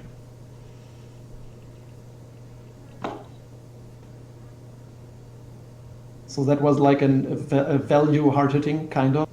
Yeah, I mean this is the position now where Chris versus an Argus. This is pretty rough spot for Argus to be in because with those tech riders waiting in the wings, there's no way to stick tags anymore. Mm-hmm. The interesting thing is what he's now putting back, but I think it costs him time. Like credit preemptive is not really winning you the game, right? Yeah. I would say that we're to the point where Longi now really needs to try to jam a couple things to try to force Chris into making a bad play and eating up some of his resources. I mean, I think that's what he was trying with GFI. He never tried to score it himself. Here it is. Here's the closer. Credits. Yeah. I mean, it won't be the closer this turn, but I mean, like when he's happy. Oh man, getting rid of that border control feels real good. Yeah, and I mean, who wants Surveyor when there's a David out that like just go through?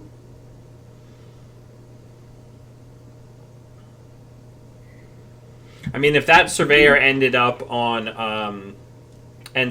the remote, then as the Shaper player, you use one David counter each for the end the runs, and then you just use your last 2 clicks to clear all the tags. Exactly. That's what I'm saying. Like that's why Surveyor is not that interesting. Border control is the important part.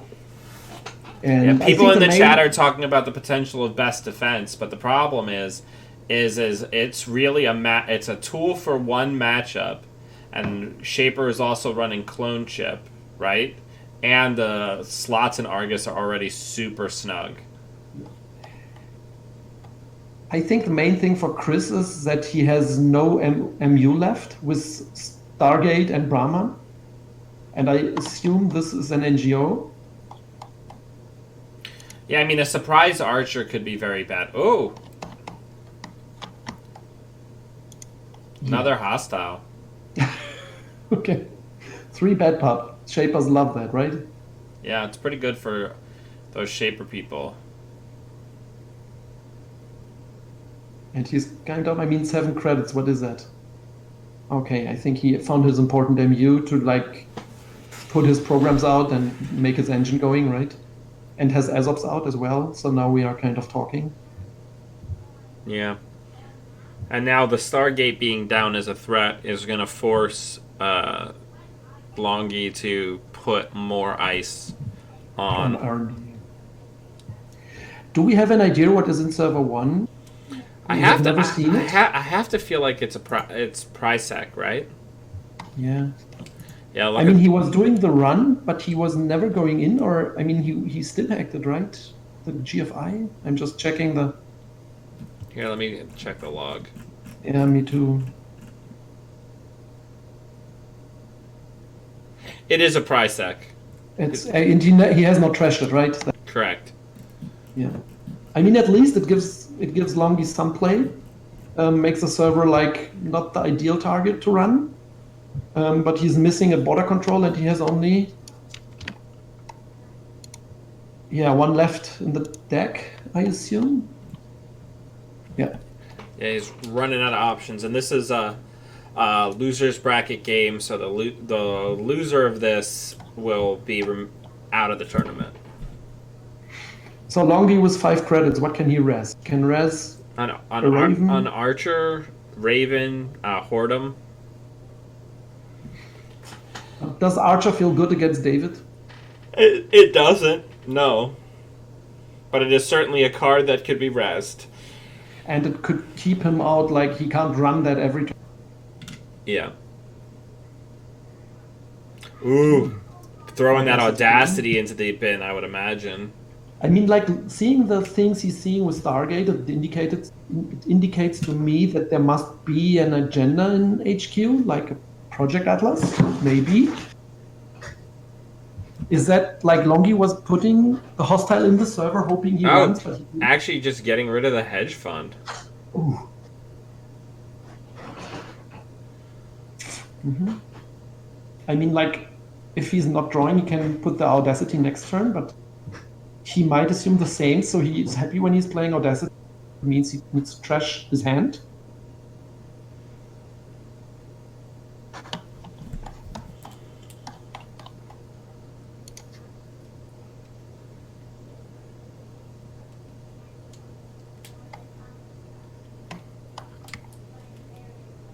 So, yeah, I think here this is gonna be a tough spot.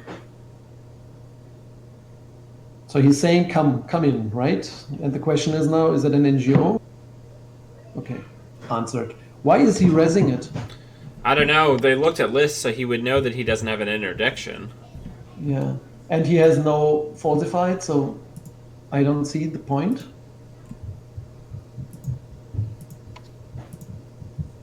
Yeah, it's tough. I know there is an interdiction in the list. Now I got it. Okay. Sorry, I thought there is no interdiction. And I got that wrong. Stargate with 11 credits. I mean, that means make it that he's not just for free running through that server, right? Yeah, I mean, this is so problematic for Longi here because if an Atlas gets hit here, right, like one additional agenda into the bin could potentially be the game here. I think an important point that is important here is like you don't want your strong eyes on the outer position because he could use David on it and then put it back with Brahman. So actually you would have something which is out of David range. So he needs to break it with Brahman and then have in the inner position something strong where like Brahman isn't the ideal solution to break. I agree. Yeah, or at least he needs to put back misdirection, okay. I mean, at least Brahma needs to put back misdirection or himself, right? Or David, I mean.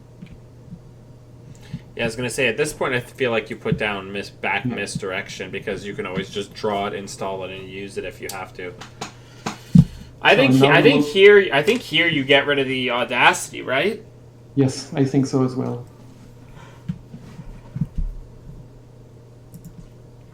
Yeah, and here we see like he's assuming be more than one agenda in HQ, so let him get Audacity. And I mean, there are two options right now for next turn, right? He's using Audacity. If he's not using, then Chris knows where to go. Right.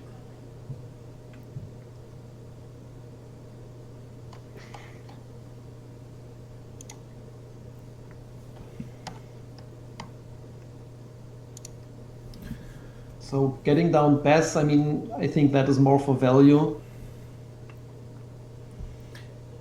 Okay, now we see if he's playing Mr. Audacity, right?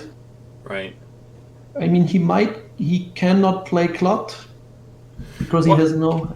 Yeah, I mean, I think the biggest thing is even if you Audacity here, right, and you get up to 5 points, then you still don't have a way to actually close, right? Yeah, Is the this is true. Is the problem? But yeah, I mean, like without an extra counter, I think that's, and I agree with you. It's not, you don't have a game closer. I think Longi is waiting, or is he thinking? Or is he might just be thinking. Okay.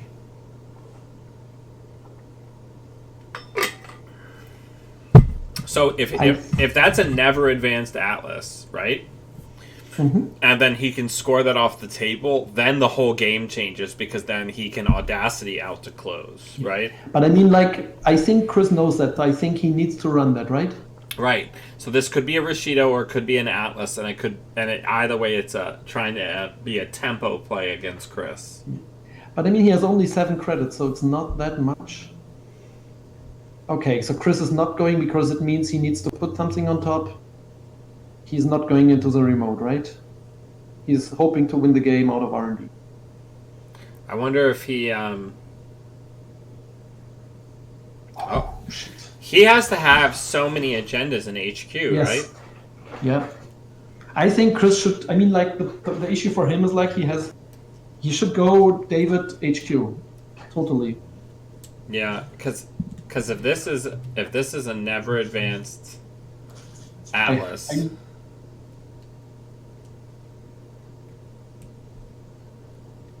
then the whole game is new. Yeah.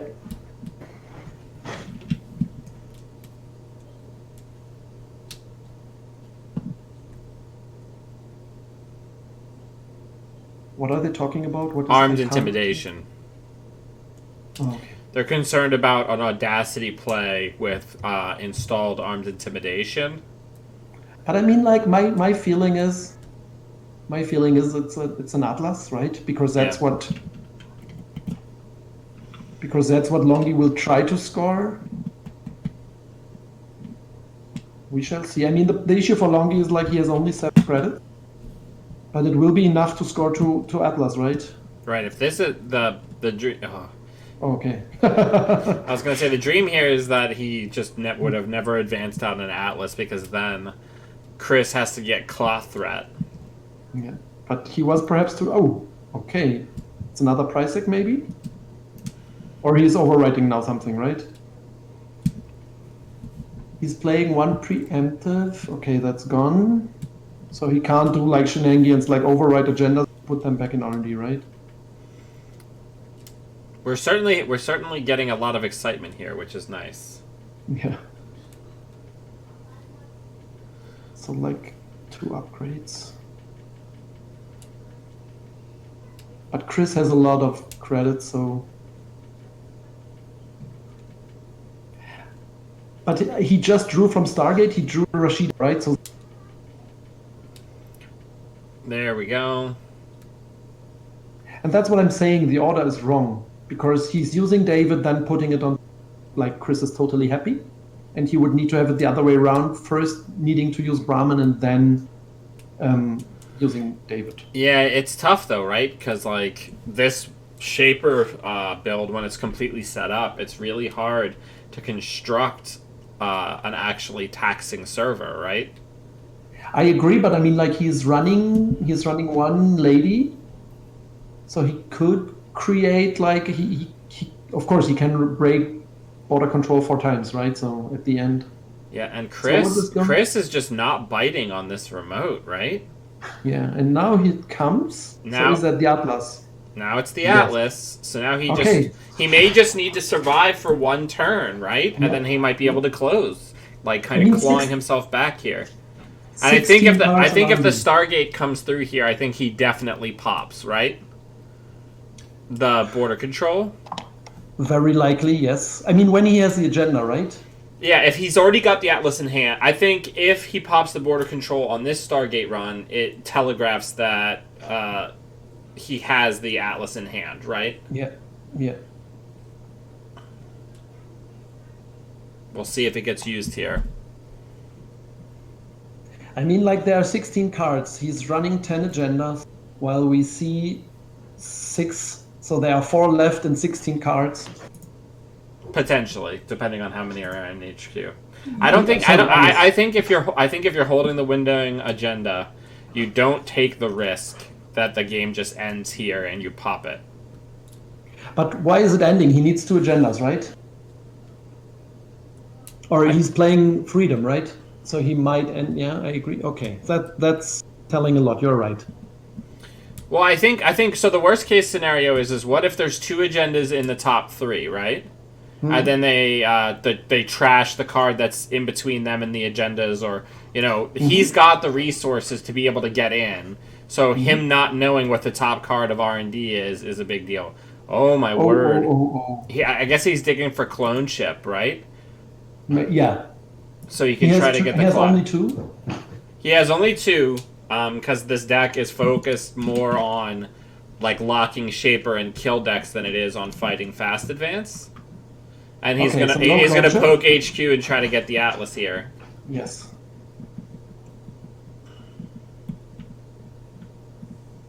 Rashida. Okay, so if he has the Atlas in hand, Longi scraps back from the jaws of death. The second time, because before he was like killing. Oh, him, right? It looks like he's got it. Yes. Maybe. We'll see. No. Rashida, okay. So that means he might have and food, but that means 2 Atlas are left in R&D, right? But This is an incredibly tight game that we're having. Shouldn't he have drawn last turn instead of credit to hope to draw the Atlas? Maybe. I mean, like, he don't need money to score. I'm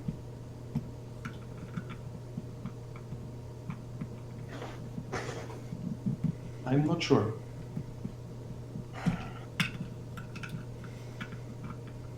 We're having some big think moments over here. Yeah. So I think it's like 100% that the Rashida we have. There were 2 I think we have seen with Stargate, that 1. But I think it was a mistake to use border control last turn if he's not drawing, because that's what actually Chris is doing, right? He's locking R&D. Right. Yeah, there we go. What a surprise. And the question is freedom, and that's GG. And that's what I'm saying, like, too big to fail, Atlas too big to fail. He should have drawn. Sure, yeah. Now you know it. But he should have tried to draw through the lock. Because I think Chris can't run 3 times HQ. Okay. All right, let's see if we can find another match that's still in progress. Doesn't look like there are any still going. Yeah, that was a hell of a game. Yes, that was really good. I really like that. Some very high quality plays from both players. Chris really showing the versatility of the Compile Haley in the hands of somebody who understands how to manage the tempo and the card draw. Yeah, I was amazed by that, yeah. So that unfortunately does mean that Longi's journey ends here.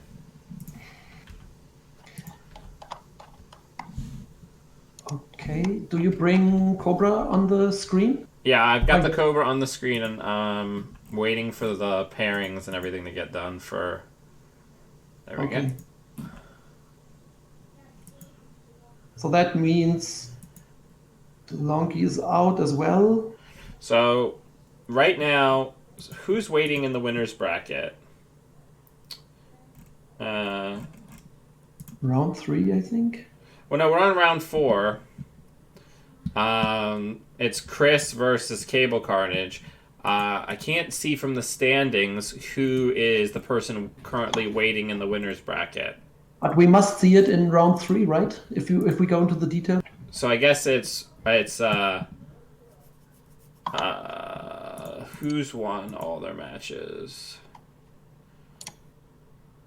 It's Rusty Rider will be, right?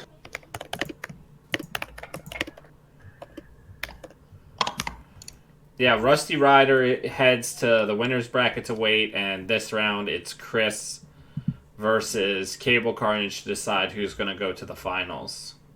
Yeah. Hey guys, can you hear me? Hey, what's up, Rob? How you doing, Dan? I can hear you just fine. Cool. Hi, Rob. This is Snoopy. I think then it's time for me to check out. Well, you're welcome to stay if you'd like. I think 2 commenters are enough, right? Okay, it's up to you. But yeah, sure. It was a pleasure, Dan. See you at Worlds. I will see you. I'm I'll see you at Worlds. looking forward to it. Good day. See you. Nice Thank to you so briefly much. meet you. Same here. Very short. Goodbye. All right, let's get in there. So, how's it going, my friend?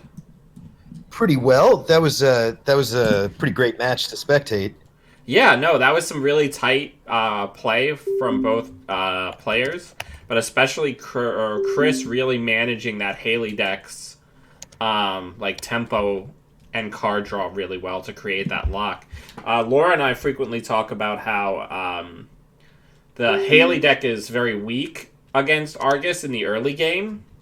Yeah. But the longer the game goes on, you have to kind of really fall asleep at the wheel if you're familiar with the deck to die as Haley versus Argus in the late game. Yeah, I agree with that completely.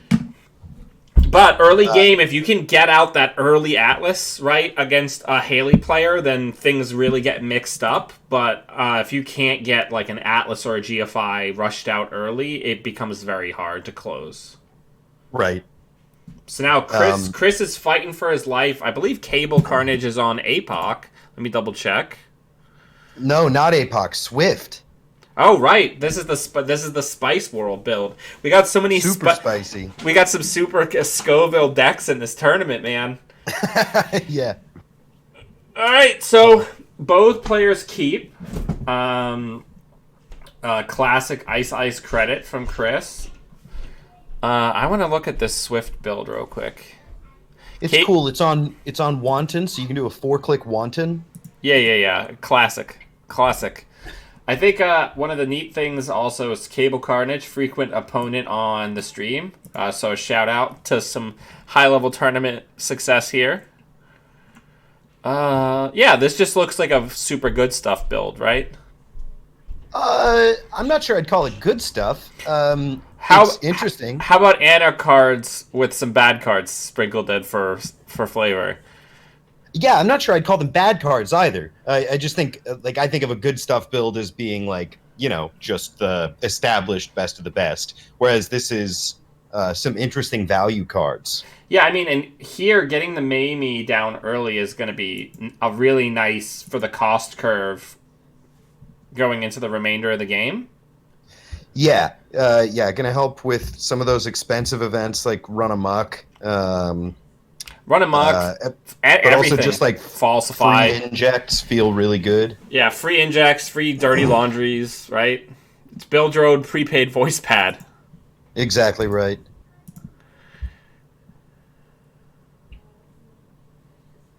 All right, Chris playing around the known false. Oh, yeah. So Swift is interesting here just because also it just gives you the ability to use run money events and not lose your ability to contest against border controls. Yeah, I'm really interested to see how worth the 4 influence it feels, but I think that non-APOC Val lists have a lot of spare influence to be working with. Yeah, I mean, I was taking Find the Truth in my Val because I just was like, what do I even spend influence on? Exactly. All these orange cards are so good. It's still competing with Turntable. Yeah, it turns out Turntable's probably the best console in Netrunner. I think it's hard to make a case for anything else. Yeah, at least right now. I mean, it's certainly one of the most impactful consoles. When Turntable matters, it super matters. So we're seeing Chris just trying to push. Cable doesn't have a ton of money here, right? Doesn't have access to all the breakers. Yeah, only has Paperclip in the bin, but Run Amok. This is a nice play. Run Amok feels good, and he gets the click back, so you could just keep hammering, right? Exactly right. Yeah. So if Chris wants to I mean, if he wants to res an Endless Eula, it is incredibly painful. If he wants to res a Thimble Rig, it doesn't feel good. Okay. So right, so this will fire, and maybe So it'll get some value. So you think this is an NGO in the remote? Yeah, I was going to say, I think it must be an NGO. Otherwise, there's just... I can't imagine that you would res that slot machine just to have it trashed. Thanks for jumping on comms, my friend. Oh, it's a biovault. Yeah, of course. I'm mostly excited to share the lovely sounds of New York City on stream with you. I'm trying to remember. You live in what, Brooklyn, right? Yeah, that's right. Yeah. And it's been a bit of an ambulance day. Yeah, that'll happen sometimes. I hear there's a number of people living in New York. There is some number of people who live here. Yeah. Oh, look at that free inject for... Got the MK. Nice. I'm still shopping around for a deck, Rob. It's tough. It's tough for me to pick decks. I really don't want to be on Shaper this year. This Val looks like your kind of list, no? You mean that it's like a good deck, but you like put in some spicy cards instead of the ones that are clearly the most efficient? Yes. Yeah, exactly. Yeah, exactly. Yeah. That's like my trademark. It's like, what if I took a good deck and changed up 3 of the slots to be more fun? Yeah, well, I mean, I don't think there's anything really wrong with that, unless your only goal is to win as many games as possible. That's true. I mean, I do like Swift. I think Swift, I mean, I have Forbidden Knowledge, but I think Swift is definitely going to see its moment in the sun when the rest of Ashes comes out. Agreed, yeah. Cable Carnage probably looking for Amakua at this point, because breaking Thimble Rig 3 times with Blorky is with pretty, Black Orchestra is just rough. brutal. But the Hippo, yeah. Gotta Hippo that. So what do you think? Okay, not the most impactful ice here. And then... So do we think this is a Next up- GFI with a Lacosta on it? I don't think that... I don't know. I think that Chris it plays sort of similarly to me, where he's looking for like the valuable scores first. Yeah, so it makes sense that the Nisei's in. Like if I have a GFI in Polana, I'm going to hold on to it for a while because I don't want to score that first at all. That's a big turn, though. A Lacosta down plus the first Nisei lost, that's a big deal. Oh, absolutely. I'm surprised that Chris advanced that. I think maybe he wanted to be able to score it, even if there was a hacktivist, which would lead me to believe that there might be other agendas in HQ. Yeah. Well, he was down to, what, 2 cards in hand? So, yeah, it's entirely possible he didn't want to risk hacktivist there. Or maybe he wanted to make it look like he had it was an NGO and maybe Cable doesn't challenge it. But I would be concerned if I'm Cable that it's actually the GFI, right? Right, exactly. I think this slot machine probably needs to get eaten by a hippo. Oh, never mind. I think this first one, since it's only... I think he'll wait till it's a 2 sub fire, and then that'll be when he hippos it. Yeah, it could be. Does he run any sort of D4 or data sucker? No. No, just the turtles. Just the turtles, man. Which he really needs to find because, well, I mean, the IP block's going to be a problem then, but no more than it already is. Right, and also, again, like, tags are not the worst against something that isn't Argus or CTM, right? Exactly right. I mean, his Cable Carnage's resource list isn't that impactful. Only 2 liberated, shockingly. That I was looking at the list. That's a big surprise to me. Balder, get out from behind my computer. This Wanton hurts badly. He's going to lose his DNA tracker. Cable Carnage is certainly going to hippo that. Come here, Balder. You can sit on me, but you have to like actually sit on me. Yeah, so that's a big honking piece of ice that's just getting obliterated. Having the slot machine back there, I'm sure makes him feel a little better about that hippo use. But this is going to be a full sweep. It's brutal. I've never seen it happen yet. I've been wondering how it looks. Yeah, that's not ideal for Chris here. Yeah, he's just going to check it. Yep, I was going to say, looks like we were right on that hacktivist play. He was holding 3 agendas. Ooh. So that means that Chris' journey ends with him in a very valiant 3rd. Yeah. And Cable Carnage advances to the finals. Yeah. Good play. With Swift in Valencia. Yeah, it turns out lots of money, gain an extra click here and there. Yeah, it turns out if you have lots and lots of money. Does this deck even have mining accidents? I didn't see them. No, there's no That's mining. shocking. That is shocking. But again, Utterly it's shocking. amazing how quickly 50 slots fill up. Right? That's true. That's true. But no mining accident means that I don't think you can call it good stuff. That's true. I mean, that was cool. They're doing okay with it. Oh yeah, not criticizing the list. I can't get it. Oh, I'm trying to spectate a game that's not actually part of the tournament. Yeah. But no, yeah, so we're heading into, let's take a look. So, Rusty Rider is going to get, I'm trying to remember, in the finals, does the defending player get pick, or is it randomized? I believe it's randomized.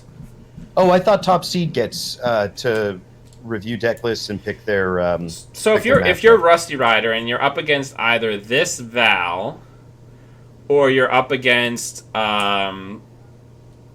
the Polana that's titled World's Polana, a little ruse here maybe. That is a variant of the Lacosta deck. Which one do you think you take? I think that this Glaciary Asa has a pretty good matchup versus non-APOC Val. I agree. I think you. So I'd be tempted to court, but I just want to take a look at Rust Rider's Val. Is that the APOC list that we saw? Yes. Okay. Yeah. So we're getting some hot Val on Val, slugging it out. We haven't seen that in a while. That hasn't been like the true meta in a while, where it's Val's at the top. Val's all the way down. Yep. Oh no! Oh right, we're not at the finals yet. We still have another match between Steamwood and Carnage. I forgot we're top 8, not top 4. Oh, okay. So Chris is in 4th place then. Yeah, Chris is in 4th. Okay. Well, good for him. Let's see who's on what here. Steamwood versus Cable Carnage. So we're going to get to see another Polana build, and SteamWorld is Steamwood on Liza and Biotech. Liza, the Blitz. So we're going to see if the Lacosta Grid Nisei can out-blitz. It's amazing to me watching these Lizas dodge, like getting blown up by the orbital laser because they're just not facing the Argus. Yeah, you can't imagine that any plan for Liza is going to be effective consistently versus any deck running at least one copy of high-profile target. Yeah, like, you gotta embezzle like your life depends on it. Yeah, but even then, I mean, if they're holding 5 cards in hand and one of them is HPT. No, I'm with you. Yeah. Okay, so I think that Liza's going to be a pretty tough matchup for Polana, but I haven't looked through the Polana list yet. So it's got a lot of ice. So I think what you're trying to do here is you're trying to pretty rapidly close off the centrals with an Excalibur on probably either HQ or R&D, so that you're really limiting where they can run and get that draw and still be able to do other things. Like that. Yeah. That's the mission. You have to really close down the centrals, and then once the Liza kind of grinds to a halt, you. Yeah, I'm not sure that I agree with wanting to get Excalibur on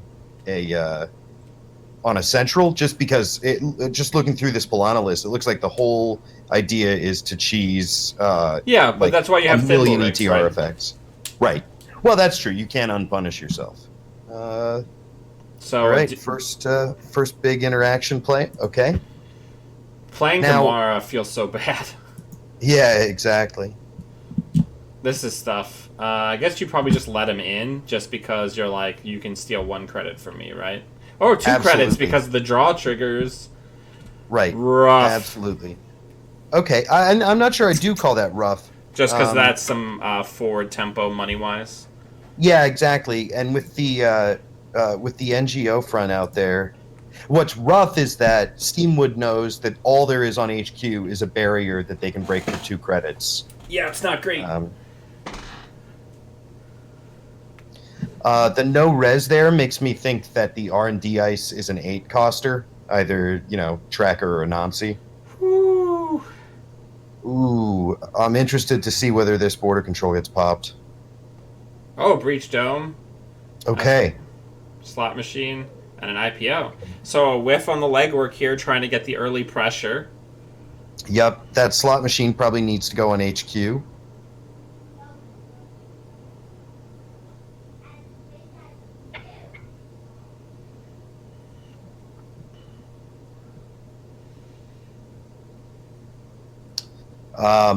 The numbers for Damara to break IP block are... Not great.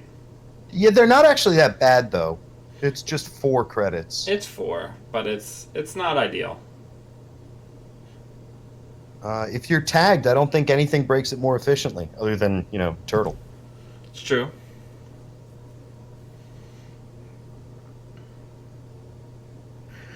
I think the biggest thing here is Cable now has money, some ice is getting flipped over, and Liza has the 5-3, but doesn't have a lot of other breakers down, right? So Yeah, I'd say that Liza Cable Carnage... could start slowing down a little bit here. Exactly right. Cable Carnage has accelerated to the mid game, and Steamwood is stuck in the fairly early game, I think. Looks like they're drawing duplicate breakers rather than what they actually want. Yep, called it a Anansi. Yeah, an Anansi res here. So Anansi could potentially... And now, of course, this Liza deck does play multiple copies of breakers, but some key tools being hit by net damage here could be very good for Cable. Yeah, and then, of course, the biggest thing is, self-index. Yeah, self-index is nice. It's like precognition, but it's printed on a good card. Yeah. It was a fast Anansi fire. I'm always impressed when people can order their R&D in under 10 seconds. Well, it's like when people score, what is the one that lets you, look at a bunch of cards and trash and shuffle? The agenda. I'm blanking. But yeah, that 5-3 where I'm like, I'm going to go make a sandwich and come back, and hopefully you'll be done. Exactly. And here's the Argus tech. It's a networking. I mean, if you've really got to clear some tags, that'll clear you some tags, right? Yeah, I ought to look at this list. I've been making a lot of assumptions that might not be right. But yeah, this is super not great for Steamwood. Cable has an ordered R&D, is building out a remote... Yeah, Bacterial Programming is the name of that card. Yeah, there we go. I'm interested to see 2 Cubons in this list. I think that's nice, because if you have problematic ice, it's like a parasite, right? Because... Yeah, it's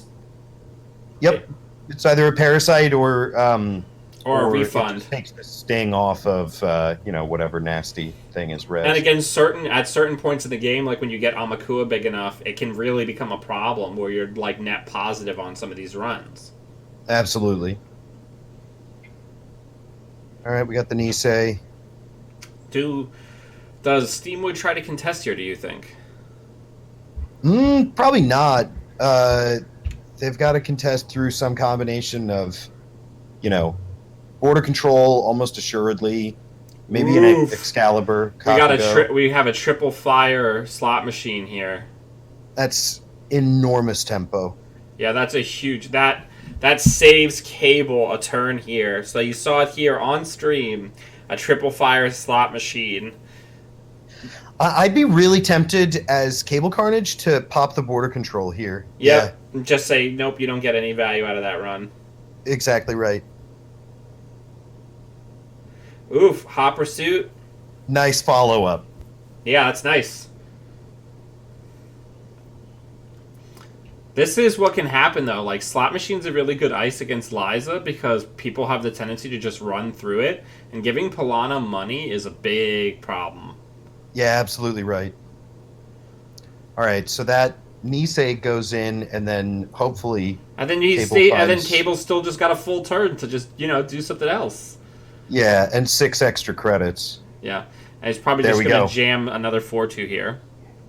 Beautiful. Yeah, Kira Balder is my cat, and he's also my Twitch emote.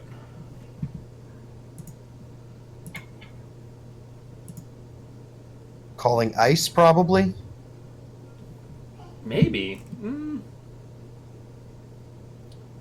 No, went for operations. Okay, and it was a good call. To get rid of the DRM. Yeah, and a double hit there. So everybody's got lots of money. Bogalter going down is a big deal. Woo! Spicy. Yup.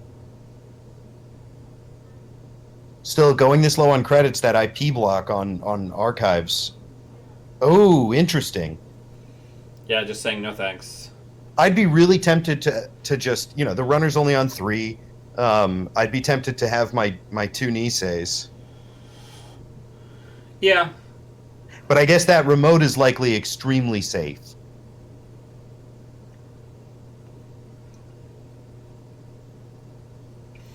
Yeah, Morgan, Balder and Thor, my 2 cats, are named after the Norse gods. Ooh, a whiff. Okay. A whiff here. Probably take the Kakugo here. Yeah. Oh, the tracker. The tracker, I guess, is more, slows you down significantly more, right? DRM for Obokata, and I think that... I'm just game. guessing here, but I think that remote is completely secure.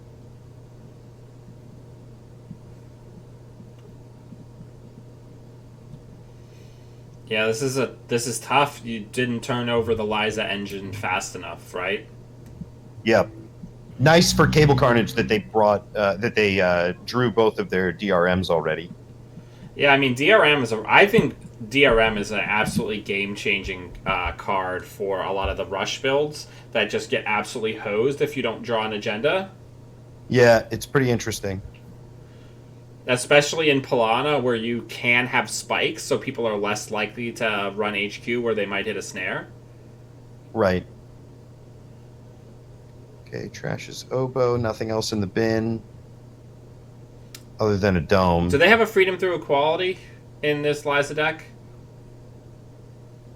Let me see. Doesn't look like it, otherwise they would have played it. No, I'm interested in no Mad Dash, though. Considering there are 2 Stargates and no restricted cards. Yeah, I'm missing something. That's what I was thinking. All right, and now the game is Cable Carnage's. Just pops the Nisei and...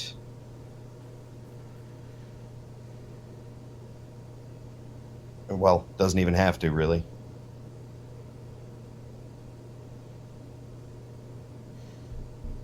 He wants to get as many points as he can. The blaze of glory. I like the flat line. Well, that was a very fast but very back and forth game. Yeah, that DRM must have sped up the game by 3 turns. Easily, yeah.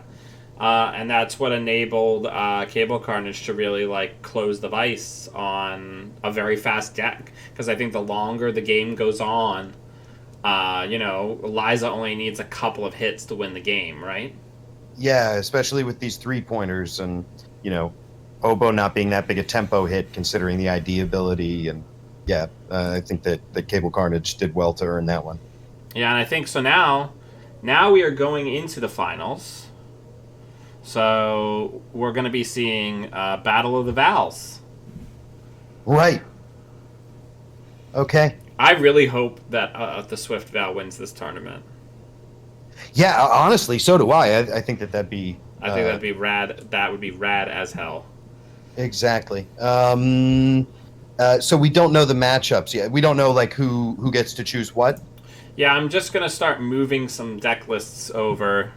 I'm gonna institute a policy that I would like to maybe implement going forward. That when we do these online tournaments, that people's deck list names have to include their names, because once I have all of the Netrunner DB windows open, I don't know whose deck is whose. That sounds like a Dan problem, not a player problem. It does sound like a Dan problem, but you could just as easily put your names on your deck lists like it's homework. Alright, so it's going to be Cable Carnage versus Rusty Rider. Rusty Rider is corping. Yeah, I'm just going to get those decks loaded up so we have them to look at. So we were right. Rust Rider favored their Asa versus Cable Carnage's Val. Yep. But like one interesting thing is, this Val can like dirty laundry through an FC3 and still have a click to steal Ikawa. Yeah. Okay. Rust Rider only playing one Ikawa though, choosing the SSLs over that, which makes a lot of sense to me. Alright, so let me get into the game. Balder, don't you cause trouble. Alright. Let me know when it starts, because I'm going to have the deck lists up. So this is the Asa that we're going to see here in a moment. 1 border control, 3 surveyor, not surprising. No restricted card. This is just some Jinja good stuff, right? Afshar strikes me as like a choice, probably. It basically feels like Anarch Tech. Yeah, it's nice Anarch Tech for HQ, right? Just pop it on there, and if they're on Blorky, it's always going to be pretty good. Yep, and then Macrophage covers the both like 419 and Freedom matchup. Other than that, yeah, not too much. Not too many unexpected things. I like the AALs, although... Yeah, it's nice because then you can rip that into the server on turns where you start your turn and install an ice, since you can't install an agenda anyway. Yeah, exactly. Or you can trigger your ID ability on the runner's turn. Yep. I'm anticipating that this Asa deck is going to be very rich. It looks like a list that's trying to have a real econ advantage. And then just res a bunch of ice. Once it's rezzed and things are expensive, just start jamming turn after turn after turn, right? Yeah, interestingly, no recursion at all. So that border control is a one-off event. And Stargate's going to be... Oh, wait, I forget. Is this Val list on Stargate? I think most are. Let's take a look.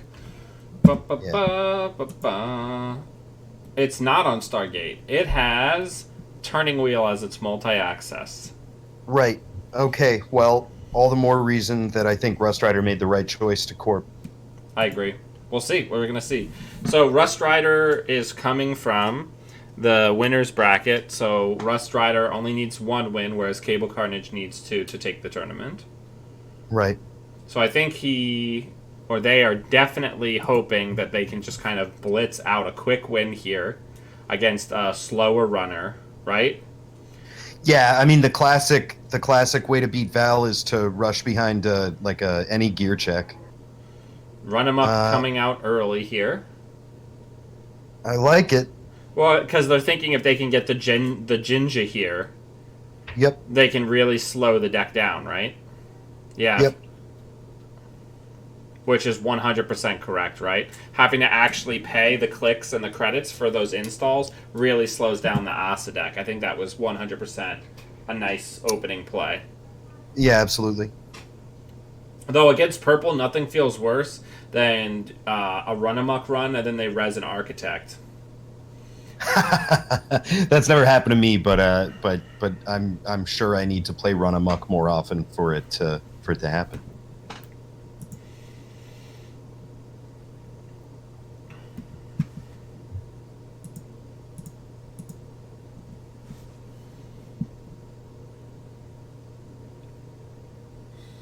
And it's really, the deck lists being known is another thing. Rusty Rider knows that they can just leave R&D open because they know that there is no Stargate threat. Right. And I think that, with that agenda suite, you're going to be happy more often than not when they steal your SSL. Right. But even so, like I was saying, like, if you were blind in Swiss against the Val deck, you would never leave R&D open like this because you're like, I'm going to get Stargated into oblivion. Yeah, it'd be pretty hard to convince myself to start jamming before covering up centrals. So no res on the upgrades, or are we guessing it's an Ash? I think that's the only option, right? Yeah. I guess technically it could be a Chrysium, but I really doubt that that's going in the remote.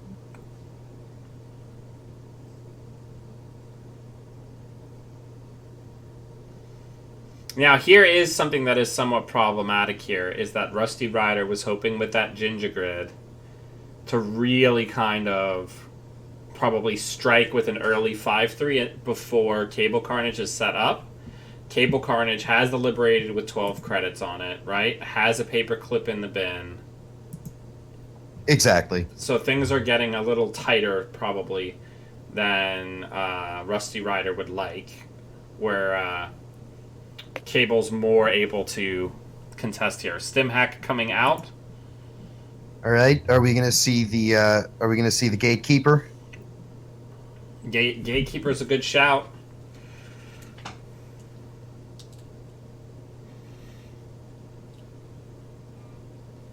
Turing would be another one. Were they on Turing?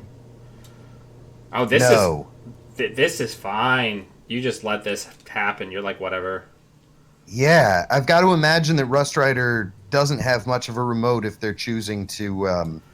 Right, if they had rest the anything surveyor. else that easily ended the run, they'd just say, that's going to be the only thing that I'm going to res. They wouldn't care about eating up the... Okay, I see. So it's 2 surveyors, which, of course, Cable Right. Carnage can... Can break, but it's going to just, like, completely sap their money. Well, what do we think? Yeah. Do we think this is the mythic triple surveyor server? I'm hoping for Rust Rider's sake that they've got a gear check back there. Because he's just going to say, you know what, I'll just take the tags. Oh, and there's the Fairchild 3 behind it. So 2 brain damage likely happening. I wonder if do you let him have it or do you end the run? I don't think it's worth No, they letting just them trash. Oh, and 1 copy of Turning Wheel was lost on that brain damage. That's big. That's nice, but I sort of doubt that the Cable Carnage is going to clear the tags anyway and install the next one. So I think that you would almost always want to end the run there just to save your Ash, because even if they can't beat the Ash Trace, which I think Cable Carnage could, that defensive upgrade being in there is a huge deal. Yeah, and exactly. yeah, this is such a good choice. This is such a good matchup for Rusty Rider because Cable Carnage also isn't running David, so like those surveyors are super duper bad. Yeah, some interesting choices from both players. So we've got to imagine that that's a Chrysium on HQ for the Wanton play. Yeah. Although I'd be really tempted to put it on Archives just to slow down the rebirth.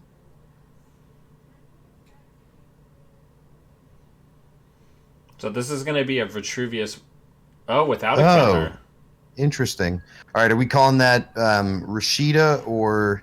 I think it might be a Jinja, but it could be a Rashida, obviously. But I think it could be. Just the next agenda. Okay. They're just saying. They're just saying this server is so bad for you. Yeah. That I'm just gonna jam, right? Exactly right. Gonna force the res of the Chrysium here. Yeah, I think with the economically the Cable Carnage has, I'd probably want to make a run first. But it's, well, I don't know. Really nice to have that offshore. Yeah, that offshore doing work. Yeah, because it's worth noting if the offshore is the outside ice, it protects everything Yeah, there we behind go. it. Yeah, exactly. All right, so 2 Wantons in the bin, right? Yep. I don't even think you trash the Chrysium. I think you just say, you know what? No thanks. Yeah.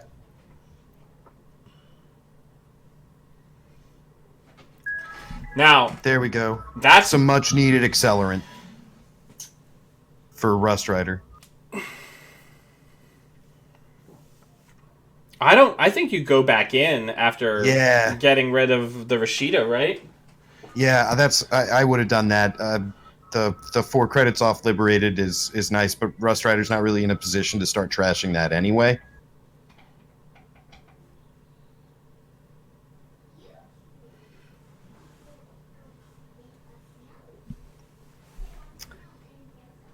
So these surveyors are presenting a huge problem for Cable Carnage right now. The Hippo does help, because if he can peel off one of them, the entire server gets much better. Right, but he can't peel one of them off without an MK or a big turtle. Yeah. As people would say in the Magic or other card game communities, Rust Rider is really asking the question here, right? Where Exactly right. Really forcing Cable Carnage not to be able to set up or play his game, forcing Cable Carnage to come sprinting to him. Yeah, that's right. So now basically, Cable Carnage has to run on what is maybe an NGO and just kind of break his back trying to get in here, right? Exactly. And let's see. Assuming Cable Carnage floats all of the tags, that's 12, and then 6, I guess, to break the FC3. Oh no, they can break the FC3 for clicks because of Swift. Yeah, exactly. And I'm wondering if it turns out that it's an NGO front, or it could be the Ikawa. Yeah, that would be savage, right? If it's the Ikawa. Absolutely. I think maybe you have to pay money, right? As Rust Rider? As Cable Carnage, you have to pay the money to break. Oh, but then you're not going to be able to beat the Ashtrace. Yeah, that's what I'm wondering. Or maybe they... Oh, I think they misclicked. Yeah. Yeah, it's interesting. So if you force Rust Rider to res the Ash, at least it... Oh, no, it doesn't buy you any time because SSL's ticking down. SSL ticking down, yep.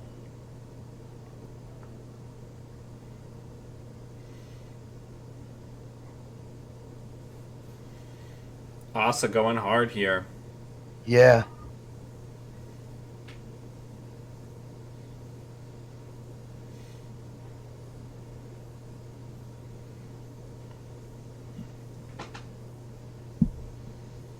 All right.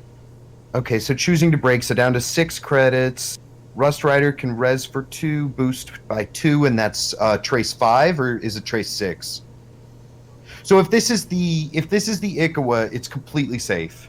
If it's the SSL, well, it's not the end of the game, and Rust Rider can probably just do it again in 2 turns, or maybe next turn. Yeah, this is a tough spot for a Val player to be in. Absolutely. Doesn't boost it, so I think we've got to imagine that this is an SSL. Yep. Okay. And it's just right. It's still just positive tempo for Rust Rider to just keep jamming. Yep. They are on sudden death now, so they better have another question to pose. Oh yeah, going in for the R&D on the no ice, so the game could end here. Oh my gosh! Wow. So we're going to game 2. Cable Carnage scrapping it out. Very exciting. Very exciting. I think that is a perfect example of just people trying to really rush hard, and Cable Carnage playing well and also having a little bit of good fortune. But I think also he did the smart thing where he abandoned what he wants his deck to do and just started pulling parts out of the Honda Civic so he could go as fast as possible. You know? Yeah, they recognized that they were never going to get into that remote again, and just had to play to the out of taking the accesses where they can get them. Yeah. Is this the new game? No, that's the same game. Yeah, I mean, sometimes you just gotta just you know the reference I'm making, like when high schooler kids like pull all the parts out of their car so they could turn it into a race car. I'm familiar with the concept. Yeah, just start peeling parts off so it can go as fast as possible. Oh, I see what you're saying. Yeah, exactly. It's tough. That was tough. I mean, and I think it was wise there for Cable Carnage to just get that easy access before Rust Rider dripped 6 at the next turn and was going to be able to res whatever was on R&D. Exactly, and no matter what it is, you just keep jamming in the remote and let the runner figure it out. Yeah, it's tough. It's the other phrase from Magic: The Gathering. Blockers do math, or math is for blockers, right? Yeah. I'm not really a Magic player. So, does the top seed continue to choose sides, or are they required No, to swap? I think now it's required to swap. Very cool. But yeah, we get the second half of a final here, which means now we're gonna see the Pilana again, right? Versus an APOC Val.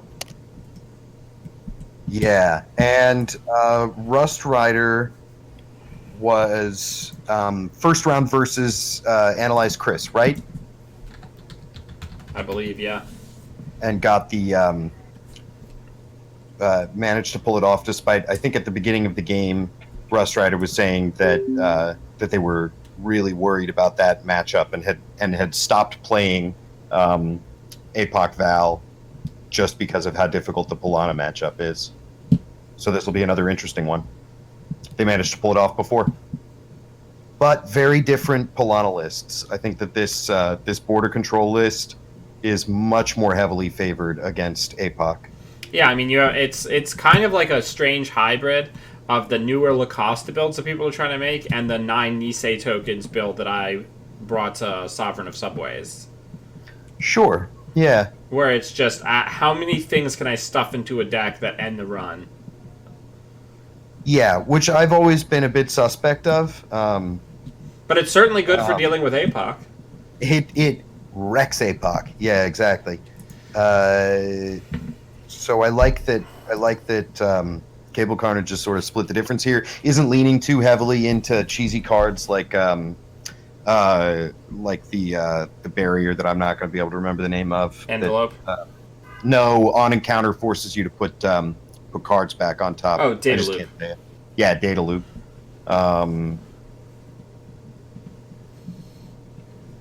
Very interesting. So it looks like we're off to the races here. Just kind of. Oh, is this the game? Yeah. Oh, oops! I didn't join it. All right, we're having a pretty standard APOC setup here for Rusty Rider. We've got the Earthrise and the Daily Cast and the DDoS already down. We've got some banked money for Cable Carnage, who really likes this early open NGO play. I mean, which it's I something find interesting. It's something you can get into the habit with when you play against criminals a lot, because then they have to waste the extra click to force you to pop it before they can doof you for effect. Yep. Yeah, I tend to think of them as like sort of too valuable to waste on a turn one, but is Cable Carnage running 3 of them? Let me Yes. double check. They are.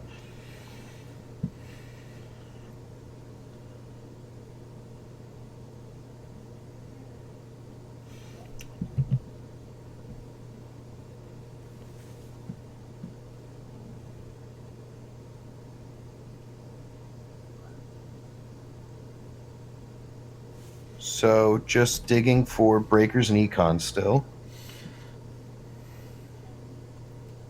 So What's your hot APOC tech? Do you do the 3 ice on one server, or do you try to get the 2 on multiple? Especially in the case where Cable Carnage has seen that Rust Rider's holding Rebirth, I think there is no reason to do anything but double ice archives for now. And Cable Carnage has enough money that I find the starting a remote play before double icing other centrals a little aggressive, but I'm sure they have a plan. Yeah, I mean, Rust Rider telegraphing here that they plan to use one of those DDoSes as a value DDoS. So I think maybe Cable Carnage is thinking maybe I can bait the use of one of these DDoSes, right?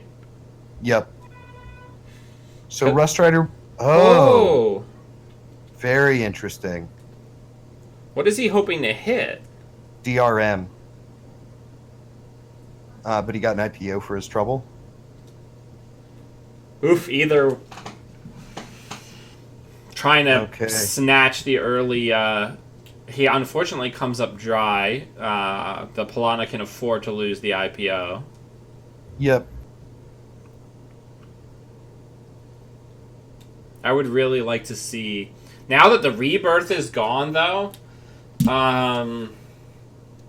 things get spicy. Yeah, this must be a misclick, right? Yeah, it's probably meant to go in server 2, right?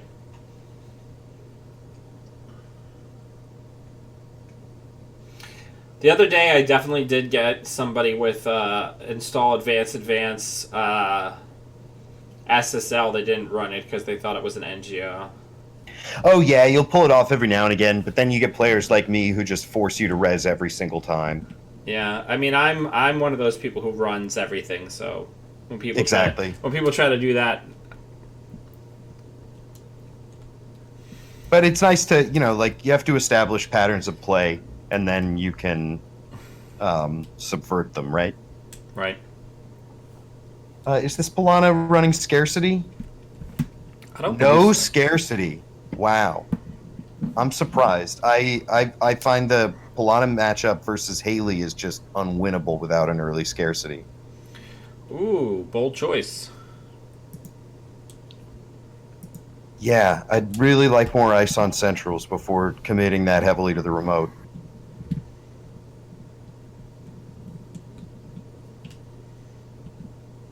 Because whatever that inner ice is on archives is the only thing stopping you from getting APOC'd. And if it's a border control, it could do it. That's true. That's true. Maybe Cable Carnage is just making the read no APOC in hand. We've seen a fair number of the cards that Rust Rider has drawn from Inject. I haven't been tracking it that well, but maybe Cable Carnage really has. Well, there's an easy way to do it. I can do Control F Apocalypse. There's no instances of Apocalypse in the chat log. Well, yeah. So they know that they haven't seen it, but they might not know.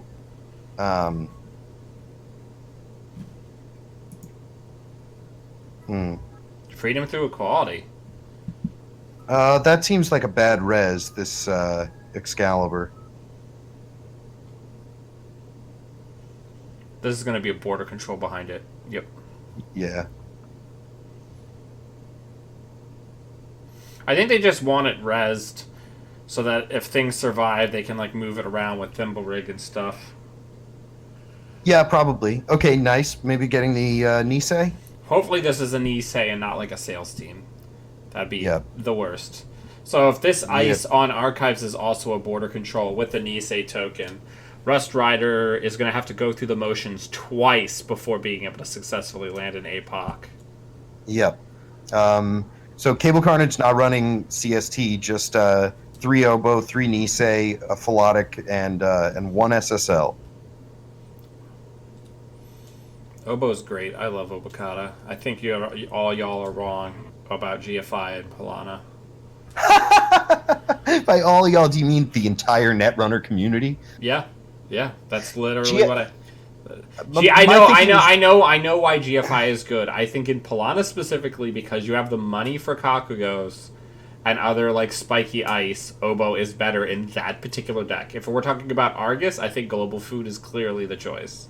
So I'd agree with you if runners had exactly one option to draw, and that was click to draw one card. But because all runners can draw multiple cards for single clicks, I think it's... So this is really interesting, giving up a fair bit of HP to get rid of that Lacosta when the corp's already low on money.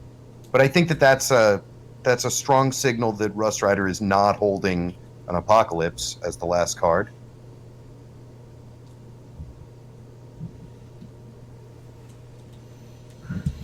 That pause, it's like when a corp draws an agenda they don't want, you know? Yeah. I think that Rust Rider just drew the Apocalypse now and has realized that they have a ton of econ left on the board. But I think they have to go for it, right? Yeah, this is gonna stink though. Like yeeting these if they try to fire it this turn, like yeeting these Liberateds into the bin is gonna suck so bad. Yeah, but they're not. They're still just drawing for it. This is tough. Gonna force the Nisei at least. Yeah. No answer to Excalibur. Yeah, so Excalibur is just a win condition on its own right now. Yeah, I see a lot of Anarch Apocalypse decks doing that, like having like no Eater. Right? I just don't think you could do that. Like the Piranha, the various builds of Piranha, whether you're on garbage global foods or the true path of Obokata, like you have to have an answer for Excal, right? Well, so I don't play a turtle in my Anarch Apoc lists, but that's because I figure either they've got the Excalibur on the remote and then I don't care about it because I'm going to Apocalypse them, or I just find it and then run that server last. Right. But on a remote, like if in this situation where you're getting forced into the remote, it's becoming a huge problem. Yeah, I really like this play from Rust Rider, just forcing the border control res and pop first click. Yeah. So one DDoS remaining, but they've got enough money now that they can reasonably break the ice that's on these servers. Well, they can't break Excalibur, so all Cable Carnage needs to do is draw an Obokata. Or DRM an Obokata. Well, you have to be careful because you could get your... Oh, I guess, yeah, you'd still just deal with it.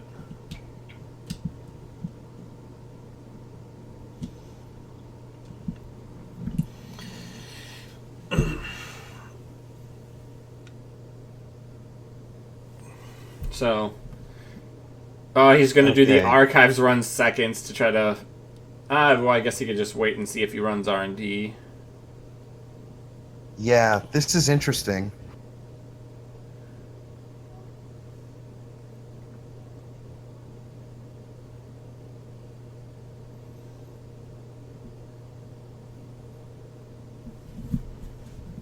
Huh. I mean, the runner has 5 cards, so they can just... they don't even have to draw up to contest the remote right now without the Nisei token to stop them. Yes.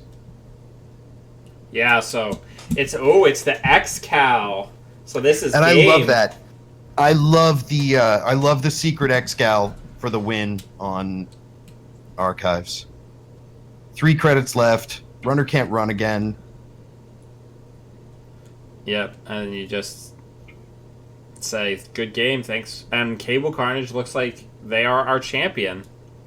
Indeed, that looks like it. Yep. Scrapping back from the losers bracket for the 2 wins.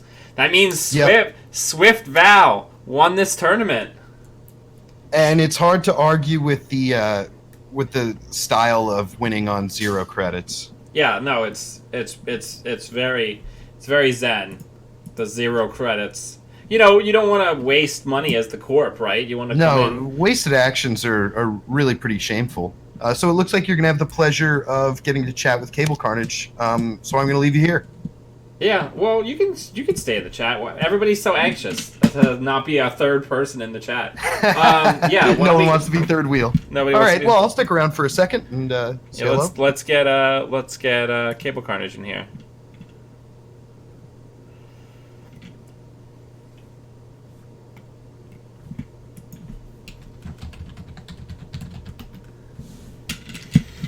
But yeah, so very exciting. I want to take more of a gander at this Val list with Swift in it. Mwah. So good. 2 Liberateds though, man. Some wild. We're out here in the wildlands, you know. Yeah, serious slots problems. Like if you're cutting Liberateds, you're tight, you know. Yeah, I mean, I almost think maybe you don't need 3 and 3 of Paperclip and Black Orchestra, but I say that, and then every time I only have 2 Paperclips, I'm like digging for it the whole game. Yeah, and also Black Orchestra notably is a cursed card. Like Professional Contacts, it's just all 3 copies are always in the bottom 6. Yeah, it's but at least Proco's a good card. Like Black Orchestra is like a huge pile of garbage. It's such an awful breaker. Every time I look at any Rezzed Ice that isn't Hordem, and I'm like, man, I sure wish this was literally any other breaker. It's so funny because I think Black Orchestra is the one that's slightly above rate. I think Paperclip's pretty good, especially... Well, you know, I mean, people say Paperclip is good, but who really runs barriers anyway? Yeah, I know, you're right. When you're right, Rob. I mean, MK is also a huge pile of garbage, don't get me wrong. I don't know if you've heard that I don't like the Conspiracy Breakers. Hadn't ever gotten to me. No, yeah, no, it hadn't ever gotten to you.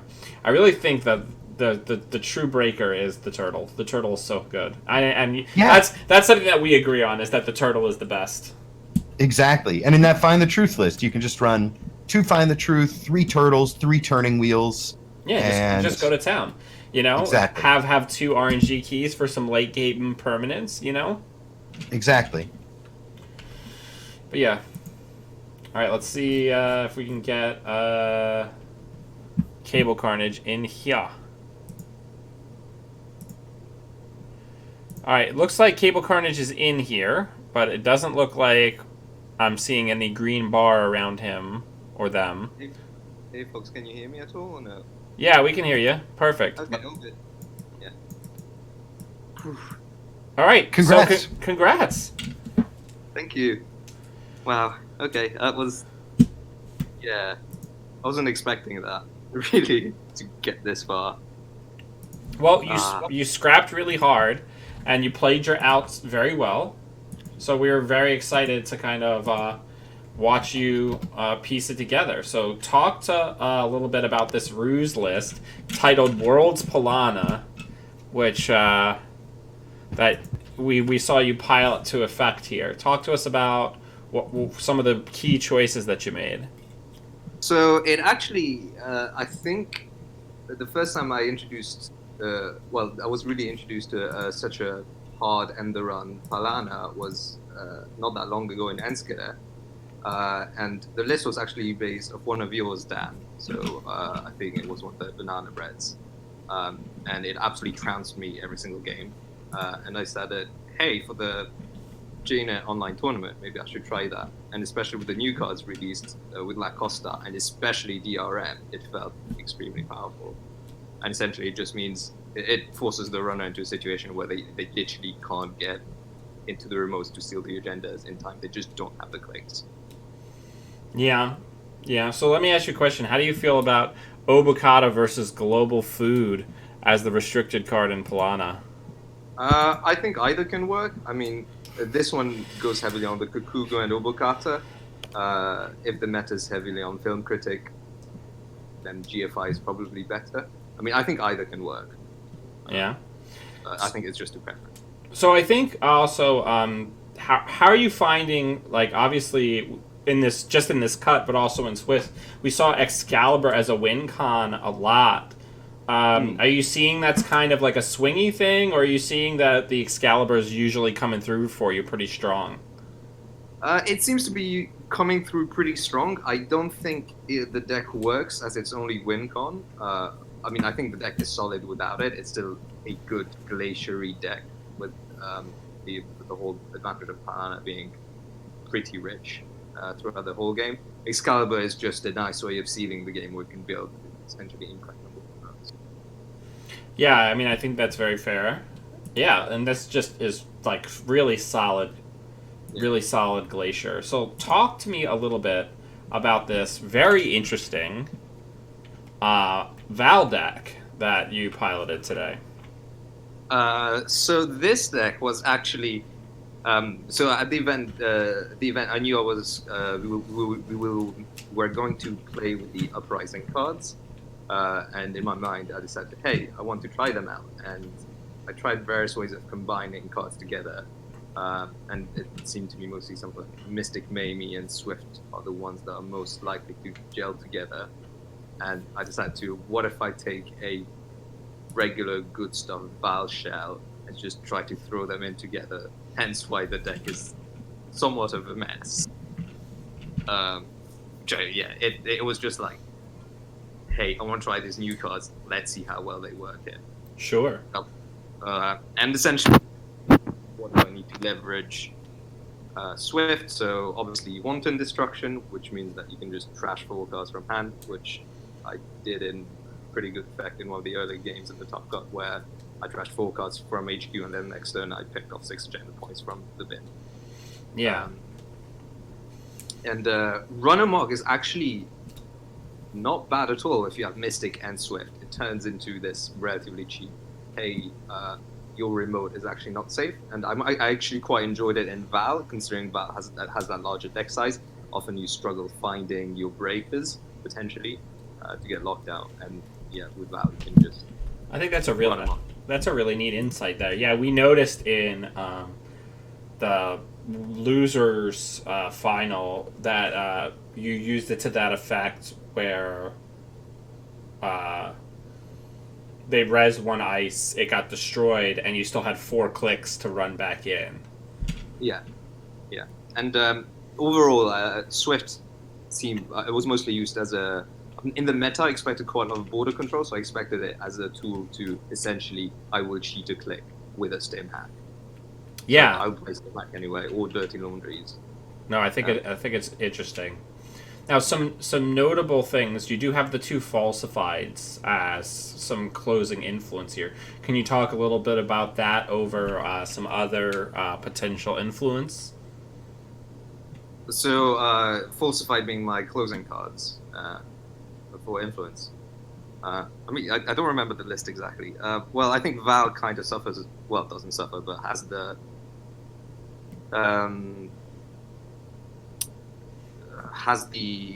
like the influence is quite wild in Anarch, so it seems to me that you can kind of play whatever you want, and I don't know, I play quite a lot on JNet, and JNet is sort of full of net damagey decks, and I'm a bit burnt with like, is this Noble Kata or is this Cerebral Override or stuff like that? So it's something that really helps you close out the game versus more glaciary decks. Because I feel like Val already has a pretty decent answer to assets, namely just the backup. Glaciers, if you somehow don't manage to find your hippos and your breakers in time, then they can build up this huge surveyor, so it can be a bit tricky when you want to minimize the time to actually go in there. Sure. Steal. Yeah, absolutely. So that was great. Rob, do you have any questions for Cable? Or did I lose him?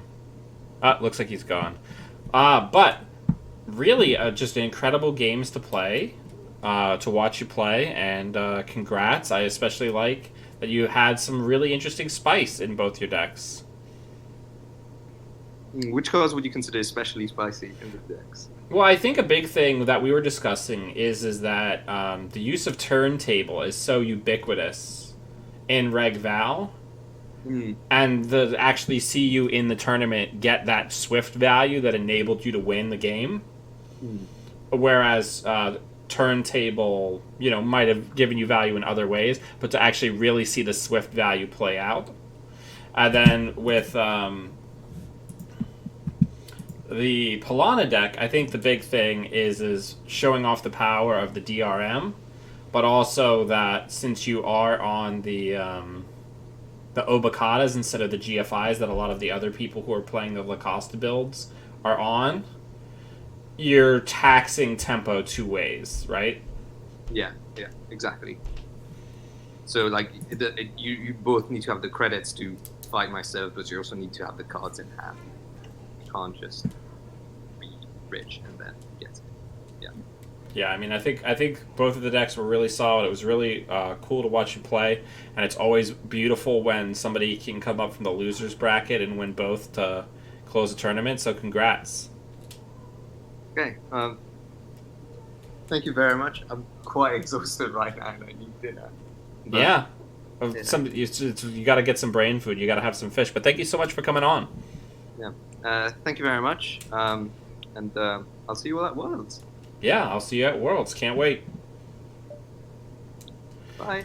Bye, everybody watching. Thank you for tuning into the tournament. I'm assuming we're going to have an Always Be Running that's going to get uploaded, so check that out. And I'm sure there's going to be a bunch of published deck lists. And for everybody that I'll see at Worlds, I'll see you at Worlds. Have a good one.